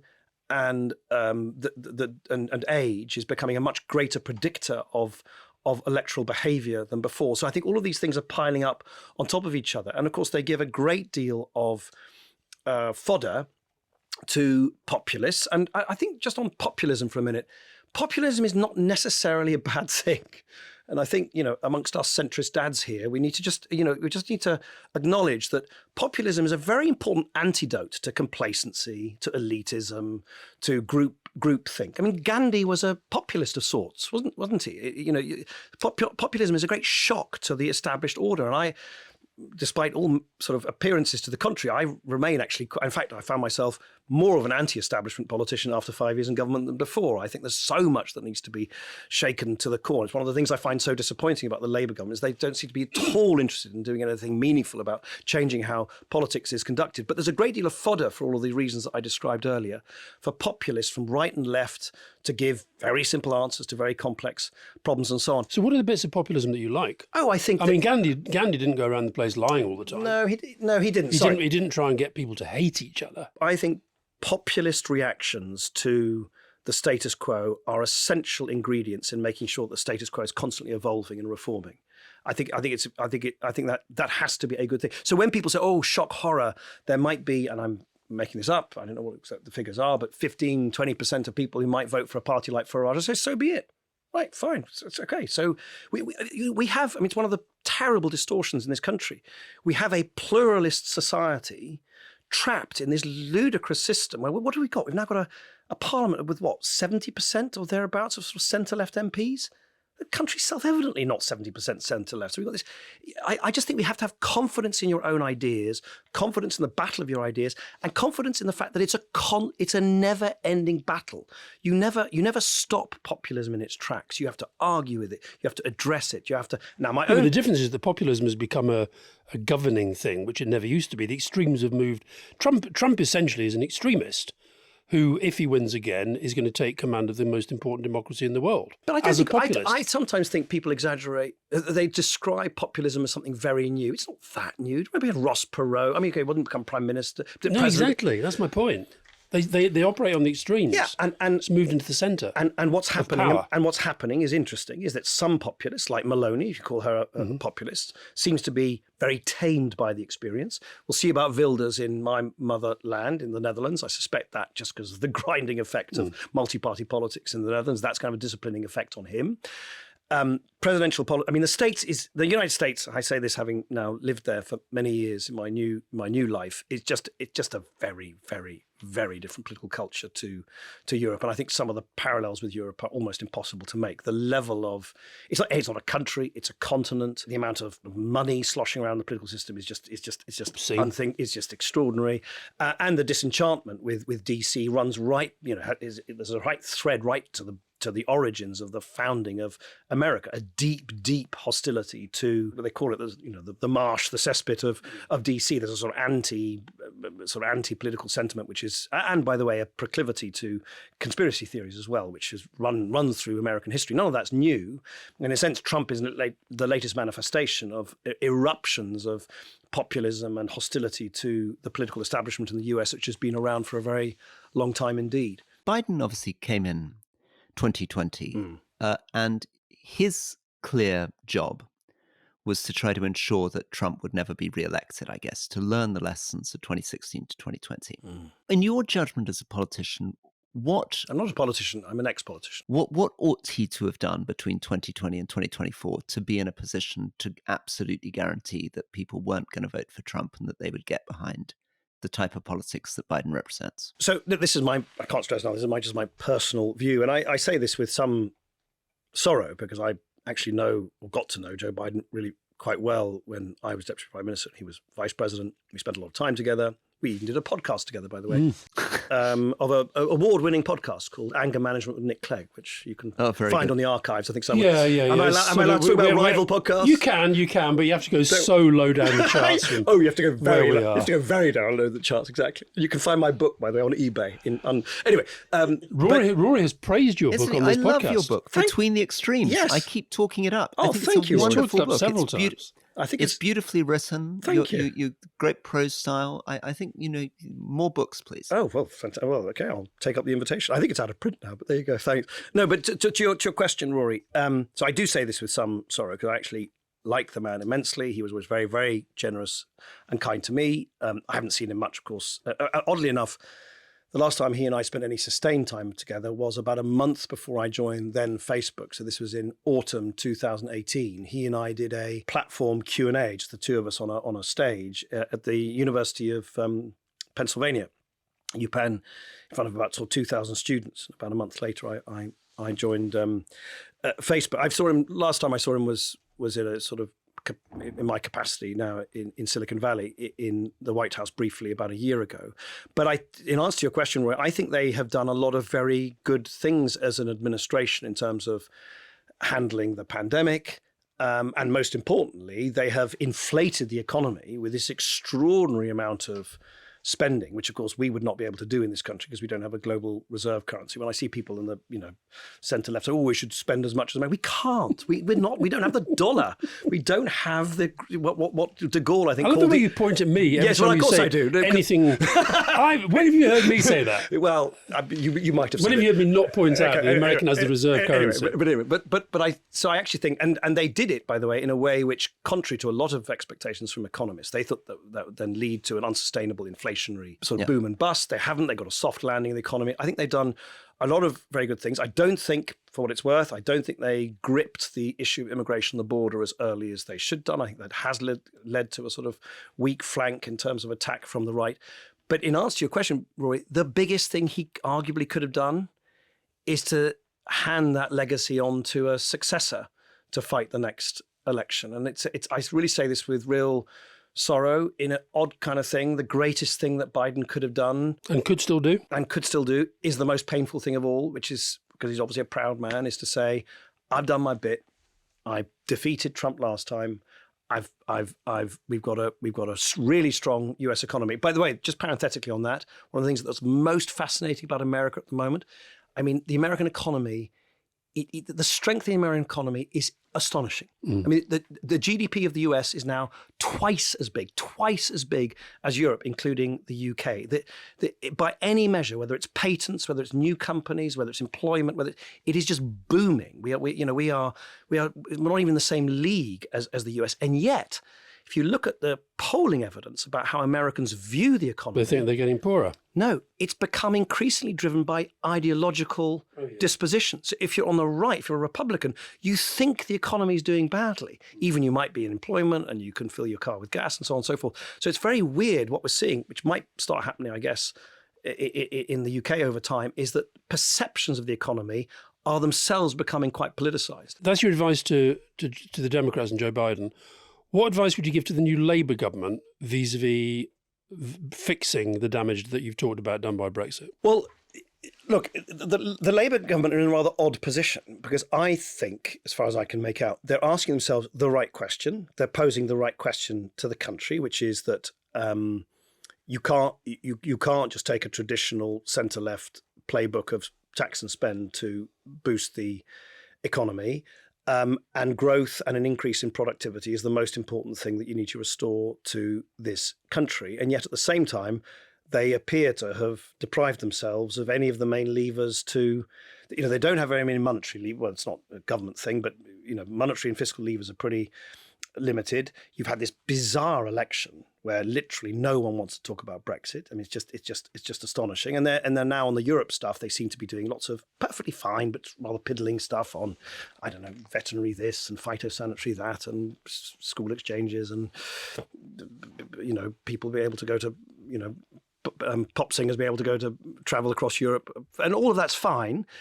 I don't quite personally understand the politics of it, because every time you do even those small steps, Farage and Johnson and all are going to say, this is the preface to do that ban. Anything, they'll do it on anything. Yeah. So you might as well do it on the bigger stuff, certainly on the customs union, I would argue, in the long run, on the single market. They've boxed themselves in on fiscal rules, which I'm not really sure they needed to do it. So you've got this rather odd thing where they've got an ambitious objective, and it seems to me they've only got two steps of getting there, which is building more houses and just not being mad. Now, both of those things are fine, but they're necessary but not sufficient conditions. You still haven't said what they should do vis-a-vis Europe. Do more of what they're doing, or take a big step? I would take a big step. And what would the big step be? Well, I would now make the case for joining the customs union. That seems to be a pretty cost-free option. Which is a manifesto breach. Yeah, I know. Well, then, but this is the problem. How long is this government going to be able to deliver what it says it's going to deliver to the British people, having oddly sort of boxed itself into a corner in order to secure power in the first place? Can I finish, because we're in the middle of the Republican convention, on Donald Trump? How dangerous do you think Donald Trump is? I find that quite a difficult question, in the sense that there's just this peculiar tension between what he says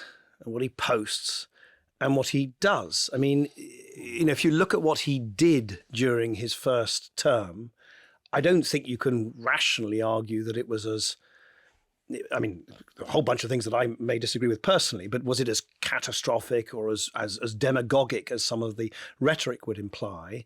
So I think you need to ask yourself, will his second term be significantly different to the first?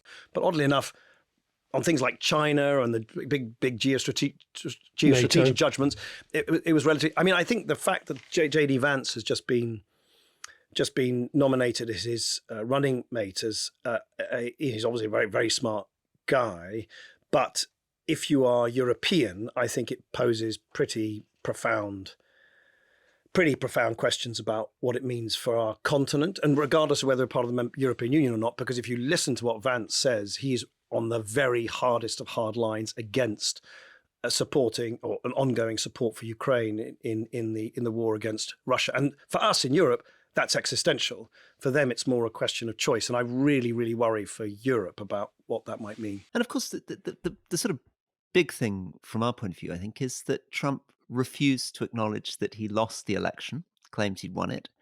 And J.D. Vance and so many of these senior Republicans are buying into the big lie. I mean, that's the sort of basic thing that I think in every European country at the moment we're still taking for granted, which is that you accept the result of the election. Yeah. That there's something profoundly disturbing about that, both for the president, the potential president, and his vice presidential choice. Maybe we can use that as a bridge into your current life, because of course was it you personally that took the decision to kick Trump off Meta? Yeah. So one of the various responsibilities I have at Meta is to oversee what they call the sort of the content standards, what's allowed and what's not allowed on all of these different apps, Facebook, Instagram, and on messaging apps like Messenger and WhatsApp and so on. And yeah, I mean, I don't do it in a vacuum. There's a whole bunch of support, and I obviously informed Mark Zuckerberg and the board and so on and so forth. But it was my role to do that. Yeah. And what was the judgment? What judgment did you make that said, this guy has no place? Well, immediately after January the 6th, we decided that that we should suspend Donald Trump from using the apps altogether. And then again, something which it wasn't my idea, but something which I built since I came to Silicon Valley, which is this independent oversight board. I sort of referred it to them and said, look, is this the right judgment to make? And they came back and said, well, no, because you haven't, in a sense, they sort of said you haven't followed due process. You've sort of done it in a way that's not rooted in clear, transparent and accountable and published policies. So we sort of revised it quite rightly under the guidance of this, under the instruction of this independent oversight board, and then it mutated into a 2-year suspension from Facebook, which expired some time ago. He's not come back. Yeah, no, he's posting a lot. He's posting a lot on Facebook and Instagram. Oh, is he? Oh, yeah. I just follow his own Truth thing. Social. No, he posts quite a lot. Let's just dive into this thing about the influence, the relationship between democratic politics and the world that you're now in. Social media, yeah. Explain why it's a force for good, and justify or hit back at the allegations that actually it's a threat to democracy. And Nick, remind us what Facebook does. Remind us what products it has. What household names you're representing. Right. So Meta is the parent company, if I can put it like that, of a collection of apps which sort of together are by far the world's largest social media.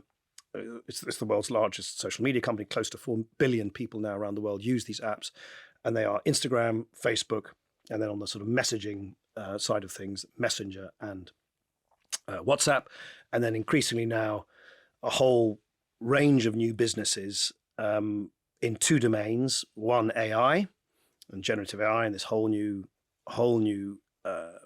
really sort of foundationally important new technology, which is clearly going to have a very profound effect on the way we interact with the online world for generations to come. And then what's called immersive reality, where you put headsets on your head and you are in augmented and virtual reality. So that's a thumbnail sketch of the technologies we're dealing with, and they all slightly interact because everything that you see on Facebook and Instagram is in one way or another affected by AI systems that whir away in the background. So it's all slightly at the back end. It's all very highly interdependent. I've always felt, I accept unfashionably, because it's the sort of fashionable thing to say that social media is responsible for this, that, and the other ill in society. I remain of the view, and actually the longer I've been at the company, and maybe it's because I'm sort of drunk the sort of Silicon Valley Kool-Aid, but I've become more persuaded of this just because I'm lucky enough now to see a lot of research and delve into the details. I remain of the view that one of the things that is both wonderful and highly disruptive of social media is it allows people for free to express themselves and to communicate with others in a way that is unprecedented in history. I mean, we are all old enough to remember we'd have to get 10p coins to go to the local thing and put them into the slot and to ring people. You can now ring anyone in the world for free. You can communicate with anyone. So the empowerment that it's given to billions of human beings, regardless of whether they're rich or poor, whether they live in Wall Street or they live in the backwaters of Bangladesh, to express themselves, to find groups and communities of people they want to sort of hang out with online is unprecedented. And as a sort of liberal, I think anything which empowers the individual to express themselves, particularly to communicate with family and friends, has to be a good thing. It's very disruptive, though, because what does it mean? It means a bunch of things, but amongst other things, it means that the people who are in power, whether it's in politics, whether it's in religion, whether it's ethnicity, whether it's in governments, or crucially, whether it's in the traditional media, it subverts them. So if you're, I mean, candidly, it's one of the reasons why you have this rather antagonistic relationship between Silicon Valley and Murdoch and the traditional publishers. Because if you're a traditional publisher, it's a very paternalistic business model. You're sitting there in the editor's chair. You decide what the great masses will read on the front page, and then page 2, 3, 4. So suddenly you're in an environment where people make up their own front page. They say what they want, and so you get this sort of tension where you're subverting the sort of gatekeepers that traditionally have basically determined the flow of information and news and so on and so forth. But then other bad actors have worked out how to exploit it. Right. So literally like any communications technology. I mean, radio was once the favoured tool of fascists as a sort of propaganda tool.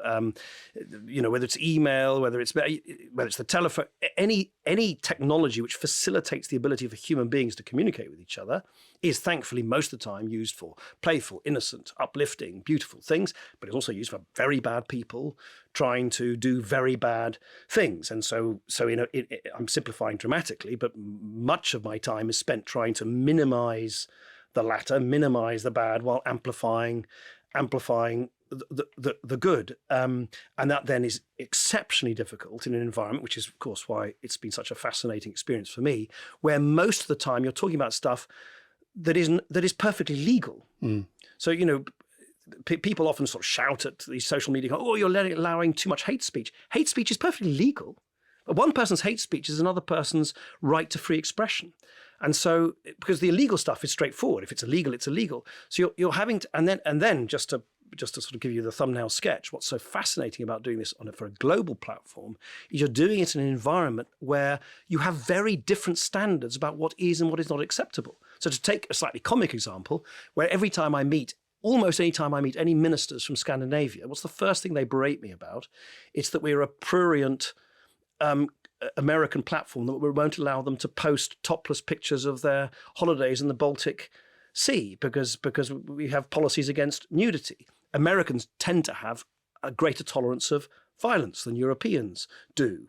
Issues around caste and ethnicity are a much bigger problem in India than they are in other places. So how do you administer policies that make sense to all these different kind of cultural and geographically specific assumptions about what is good and what is bad language? Nick, I guess that the underlying issue here that will make people uncomfortable is that you're very senior in Facebook. I mean, what you're number 2 effectively in the whole setup of Meta, and you are paid an enormous amount of money. And so it must be pretty difficult for people to fully believe that you can be seeing this completely objectively. You're paid and employed by the company. You're not likely to come on our podcast and say, this company is encouraging polarization, political disintegration, populism, sharing inappropriate adult sexual images with children, affecting brain development. Talk to us a little bit about that, how you handle that, how you think about that. Because, it's a slightly unfair situation because, obviously,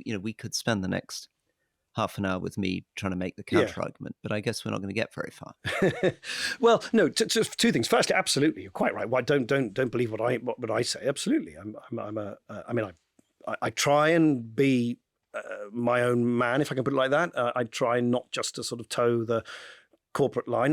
In a sense, there's no point having someone like me in a company like that if I'm just going to become just another sort of corporate talking head. And I think, to be fair to Zuckerberg, he understands that about me. But you're quite right. Don't believe a word I say. I would say 2 things to that, Rory. Firstly, I really would urge people, those who are interested, and I don't know whether I could very happily share stuff with you guys if listeners want to get into this, but it is really worth looking at the research, because the research just is a whole lot. And this is not meta research. This is not Silicon Valley research. This is research done by independent academics. So, for instance, the research done on the link between social media and polarization is pretty categorical, that there is no causal link between the use of social media and what they call affective polarization. In fact, in many countries where the use of social media and the internet has gone up, polarization has gone down.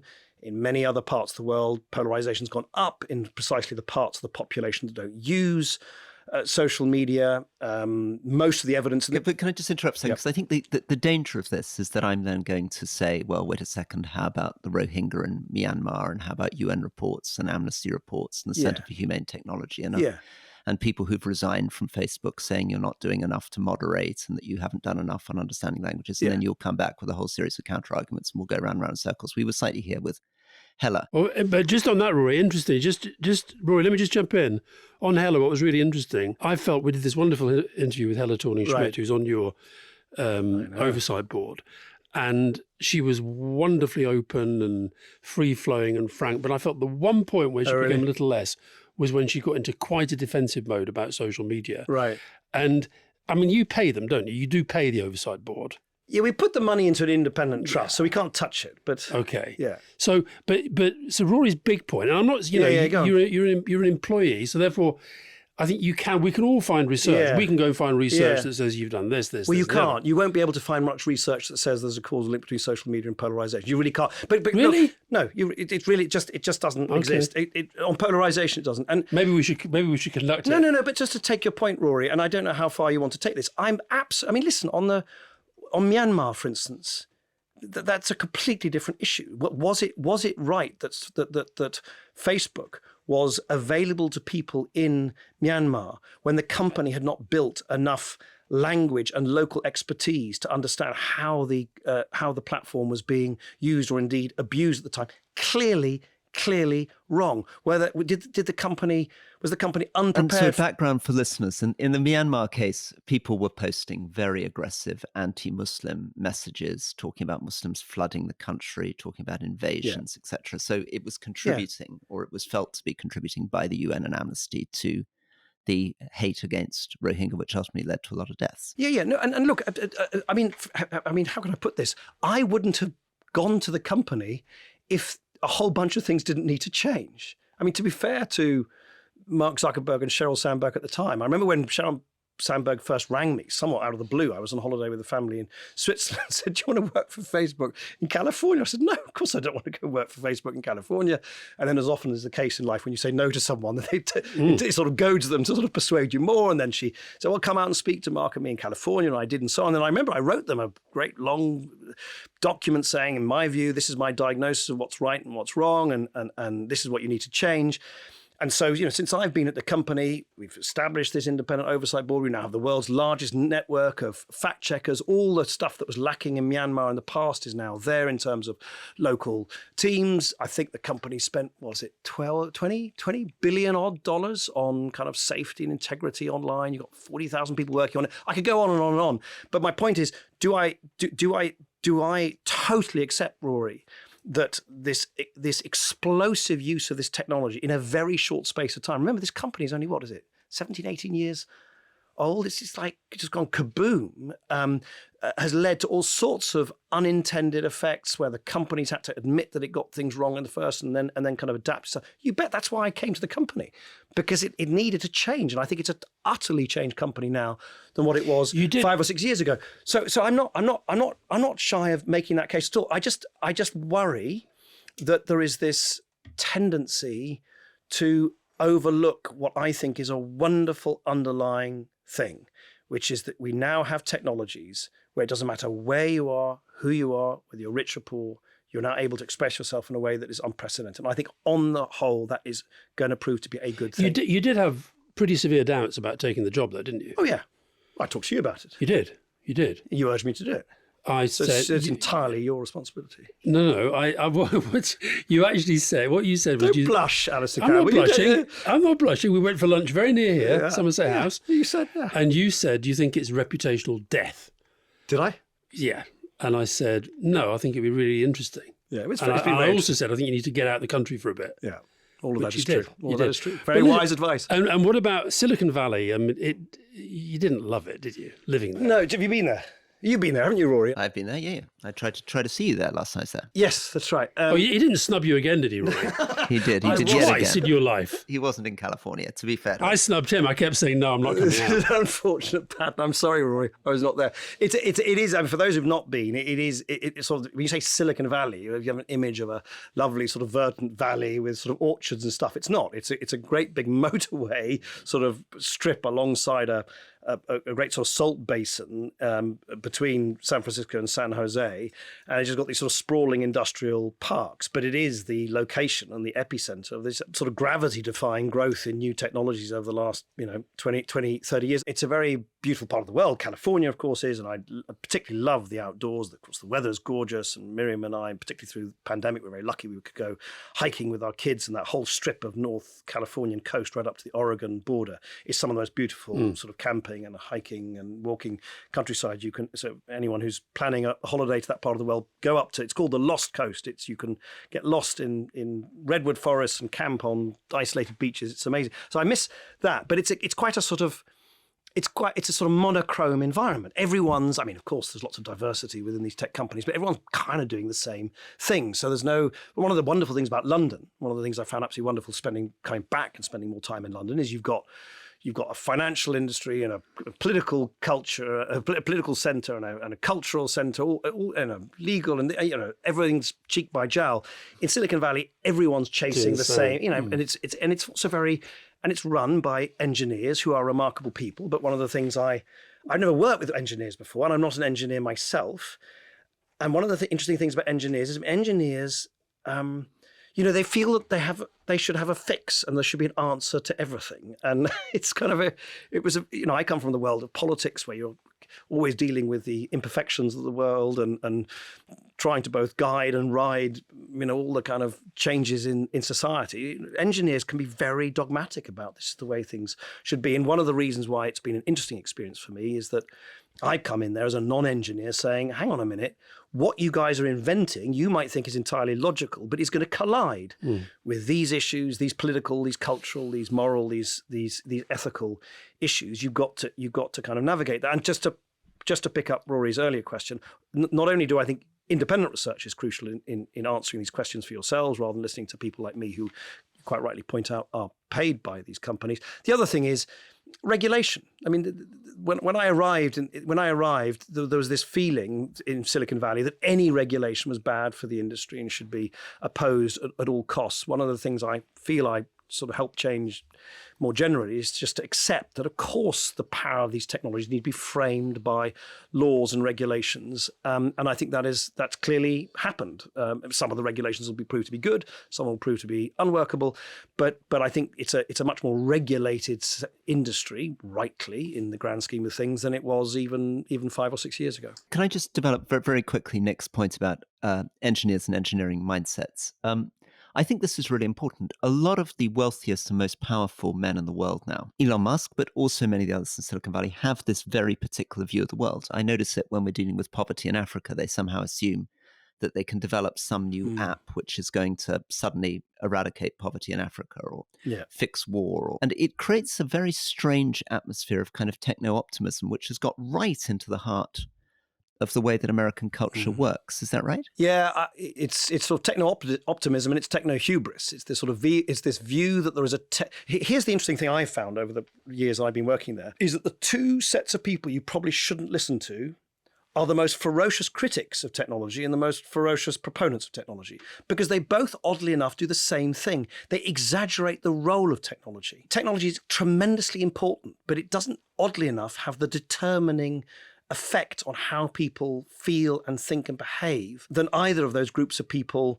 And they sort of feed off each other. So you get this hopelessly, we talked about it earlier, polarized debate between critics who explain an election outcome or a referendum outcome and say, oh, it must be technology, it must be the algorithm. Well, I have the faintest idea about what an algorithm is. By the way, we're having this similar thing now about AI. Hold on, you haven't got the faintest idea what... No, they don't. Oh, they don't. They don't. They'll I thought you said I don't. No, you don't. Well, actually, just to give you an illustration, there are still people in this country today who believe that Cambridge Analytica played a role in determining the outcome of the Brexit referendum, even though it has been shown by an independent regulator in the UK that Cambridge Analytica didn't have a single piece of UK data on it. So it would have been technically impossible for Cambridge Analytica. And yet people want to think that something they don't like is ascribed to some sort of mysterious or dastardly technology they don't fully understand.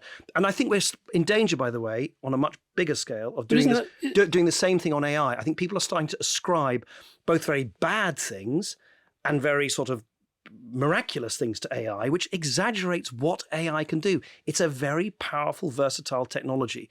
It is often not as nearly as evil or as beatific as both the critics and the proponents suggest. Alastair, there's so much to come in on here, and I'm very, very anxious about you doing open source AI and the way in which that could develop. But obviously, we're going to get caught up in that. Alastair, you had a question about Mark Zuckerberg, and I was interrupting you. No, I just wanted to know, do you feel more or less powerful now than you did as Deputy Prime Minister? And would you say that Mark Zuckerberg is more or less powerful than Keir Starmer? Oh, no. I think this idea that sort of the tech overlords in Silicon Valley are more powerful than prime ministers and presidents is wildly overdone. Really? Yeah, they don't decide whether you go to war or not, or what history curriculum our kids are going to learn, or what taxes you're going to pay, or how well your hospitals are going to be. Of course, they've got considerable amount of influence over their technology and the way that operates. But honestly, I think this is just such a sort of hackneyed thing. What about you then? No, of course I had more power. I had more power. Sorry, I don't how you define power. In terms of influence over life in this country, clearly way more as Deputy Prime Minister than in my role as President Global Affairs for Facebook. On the things that I so happen to have sort of authority over in the company, particularly some of these things we've touched on, which is how do elections play out in Facebook? How do you define or not define hate speech? What do you not do with Donald Trump on Facebook? Clearly, that is it's an influential role, but it's nothing like. And we shouldn't ever pretend that it is in any way akin to the power we vest in our elected leaders. And I think it is a disservice to them, and oddly enough, slightly sort of over glamorizes the power of the tech elite in Silicon Valley. So what is he like, Zuckerberg? Oh, he's a remorselessly driven and competitive and energetic CEO.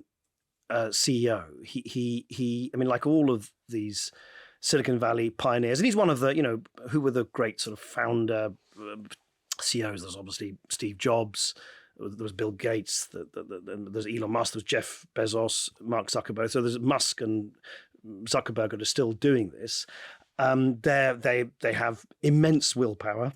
They have extraordinary ability to sort of focus. And oddly enough, I often think that these people would only be able to do what they did as far removed as they geographically are from politics. And if you go to Silicon Valley, you feel it. It's just politics is remote. But Musk is really into politics. Well, he is, absolutely. But sorry, what I meant by that is that I think it's I cannot exaggerate enough what a change it was for me to move from an environment, Westminster, which is stuck and steeped and suffocated in the past, where we as a country in Brexit basically had an argument with ourselves about the past, because that's what Brexit is. It's a triumph of nostalgia over a claim on the future. I then moved to a place where there is no past. The place looks as if it was put up last Tuesday, and where all your people are talking about is competing about the future rather than arguing about the past. And again, that has downsides because history is actually important, and place and culture. But it's odd. You can operate as if nothing existed before you, because in California, nothing much did exist before you. And it's a sort of almost unique environment which has yielded this leaping ambition that these technologists have in Silicon Valley. Rory, your final question. So my final question, Nick, and thank you very much for coming on. Give us the sense of where you might go next. And how you're going to vindicate your life and give shape and meaning to the next, I guess, 10, 15 years before you might retire. What's the sense of what Nick Clegg wants to contribute to the world? I think he'll be Ed Davies' stunt coordinator. I genuinely don't know. I feel incredibly lucky that, as I think I alluded to in the previous episode, I feel incredibly lucky to have had sort of 3 chapters to my kind of life: 10 years in Brussels as the European Commission, the European Parliament, and 12 years in the House of Commons. I've now got this, very interesting and absorbing role as well. I think, probably now the sort of most senior sort of European in an exec role in one of these big American tech companies. I genuinely, none of those chapters from one to the next, if I spent that much time trying to guess what the next one will be. So I don't have an answer for you, Rory, other than the fact that I've got oodles of energy and lots of enthusiasm and curiosity, which I hope will serve me well going forward. Well, thank you for being here. Thank you for giving us so much of your time. Thank you. 2 episodes in one day. And we haven't even covered Ed Davey and his stunts. No, we haven't. But weren't they good? You presumably, unlike Rory, thought that he fought a very good campaign. Oh, I think as a sort of tactical campaign to extract 72 MPs from 13% of the vote is just as a sort of tactical, focused campaign where you're basically running 72 almost by-elections with a sort of fairly benign national overlay, which was basically imagery rather than policy, but imagery which brought a smile to the face. I think it was just self-evidently a tactical masterstroke. There you go, Rory. But pretty depressing. Disagreeing agreeably with Nick. To discuss, Rory, next time. Anyway, thanks for all your time. Thank you. Thank you again. Bye-bye.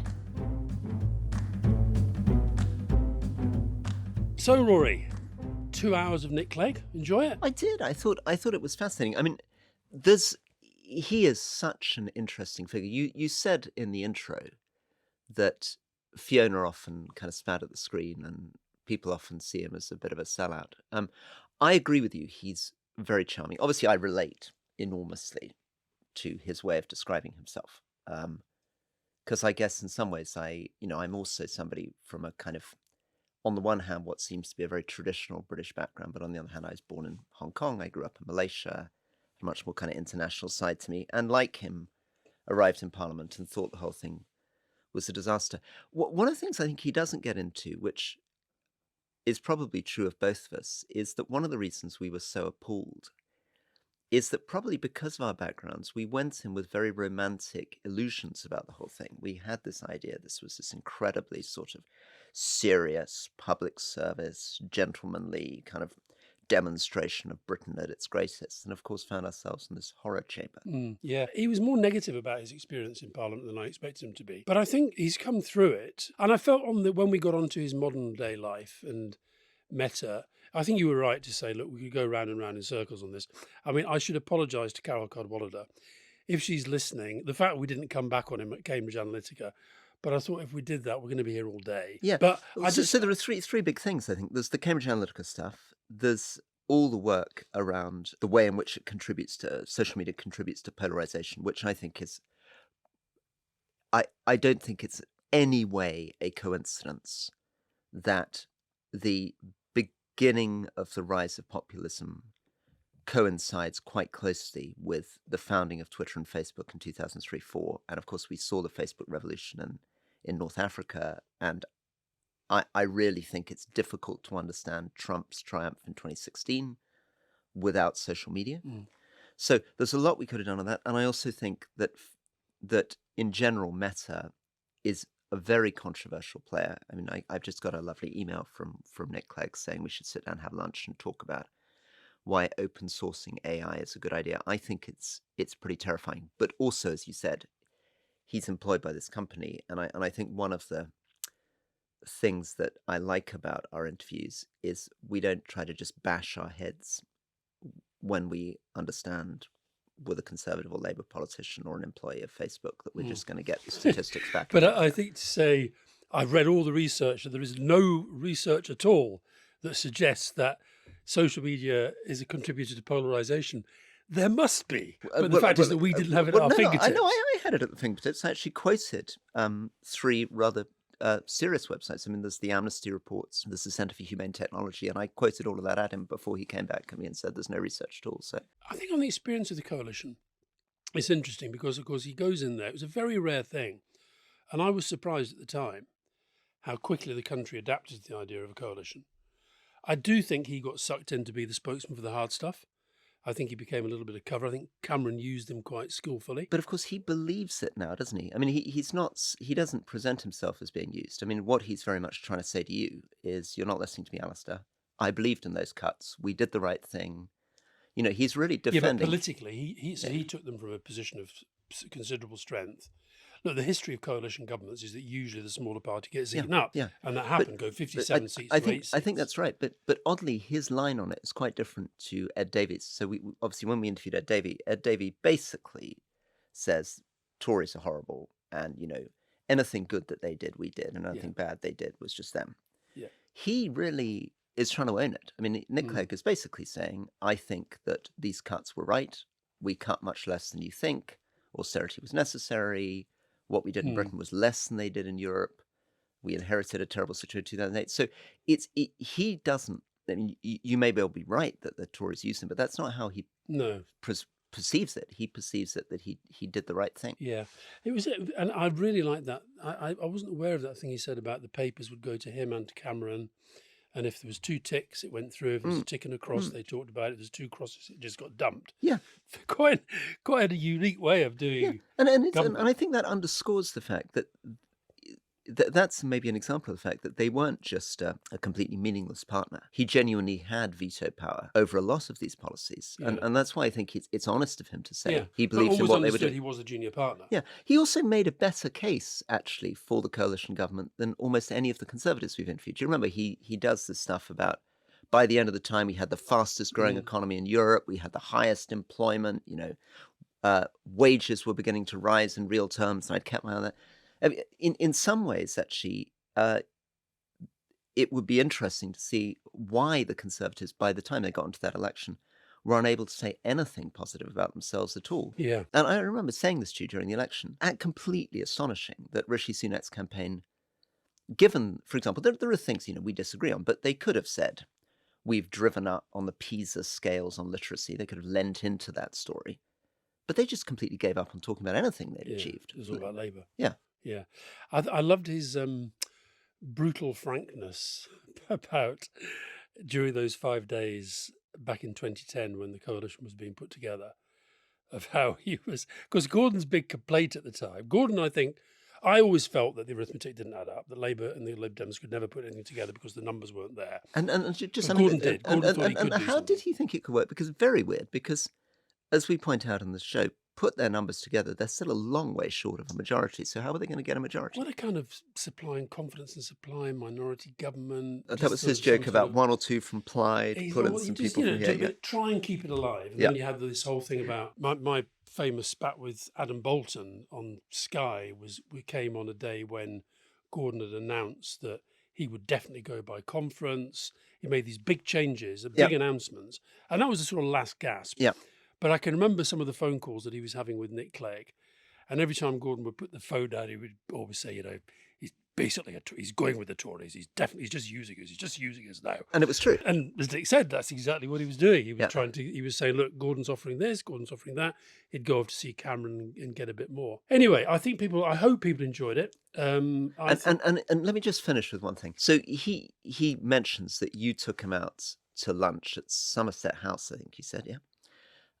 Which for listeners, if you haven't been there, is a really lovely way of having a cafe in this amazing traditional building, which still, I think, until recently, had bits of the kind of tax office and inland revenue in it, as well as these kind of art galleries.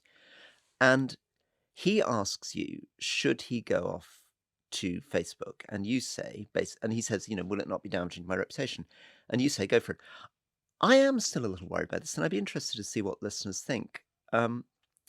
I do think quite a lot of people at the more sort of romantic, idealistic end are a bit troubled and disappointed. And remember, we're recording this in the week in which we've just seen Boris Johnson and Tony Blair turn up at this extraordinary wedding in India, which is, you know, I think they spent tens of millions of dollars. They flew in the Kardashians. The British public does have an idea that, you know, we want to believe that our politicians are quite austere, you know, take themselves very seriously, have a kind of strong sense of dignity, and don't want to get too caught up in kind of money and razzmatazz. And so I do think there were some people who were a bit troubled by him going off to do that. Yeah, I think the fact that, as I say, we'd become quite friendly by then. So I didn't ask him out for lunch. He phoned me up and said, I want to pick your brains about something. So we went to Somerset House, had lunch, and he said, look, I've been offered this amazing job.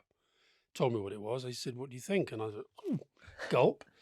But my instinct was, I thought his reputation at the time in the UK, I felt in the UK he was not going to recover from the coalition experience for a long time. Got you. He's not a razzmatazz guy. Got yes, you. the money's ridiculous, and he's become Yeah. quite wealthy. But and not just quite wealthy. I mean, he'd be earning tens of millions of dollars a year. Very wealthy. Yeah. But I've never got the feeling that's what he's about. I think he still lives in the same house. I think they still go on holiday in the same place. I think he just finds the issues really, really interesting.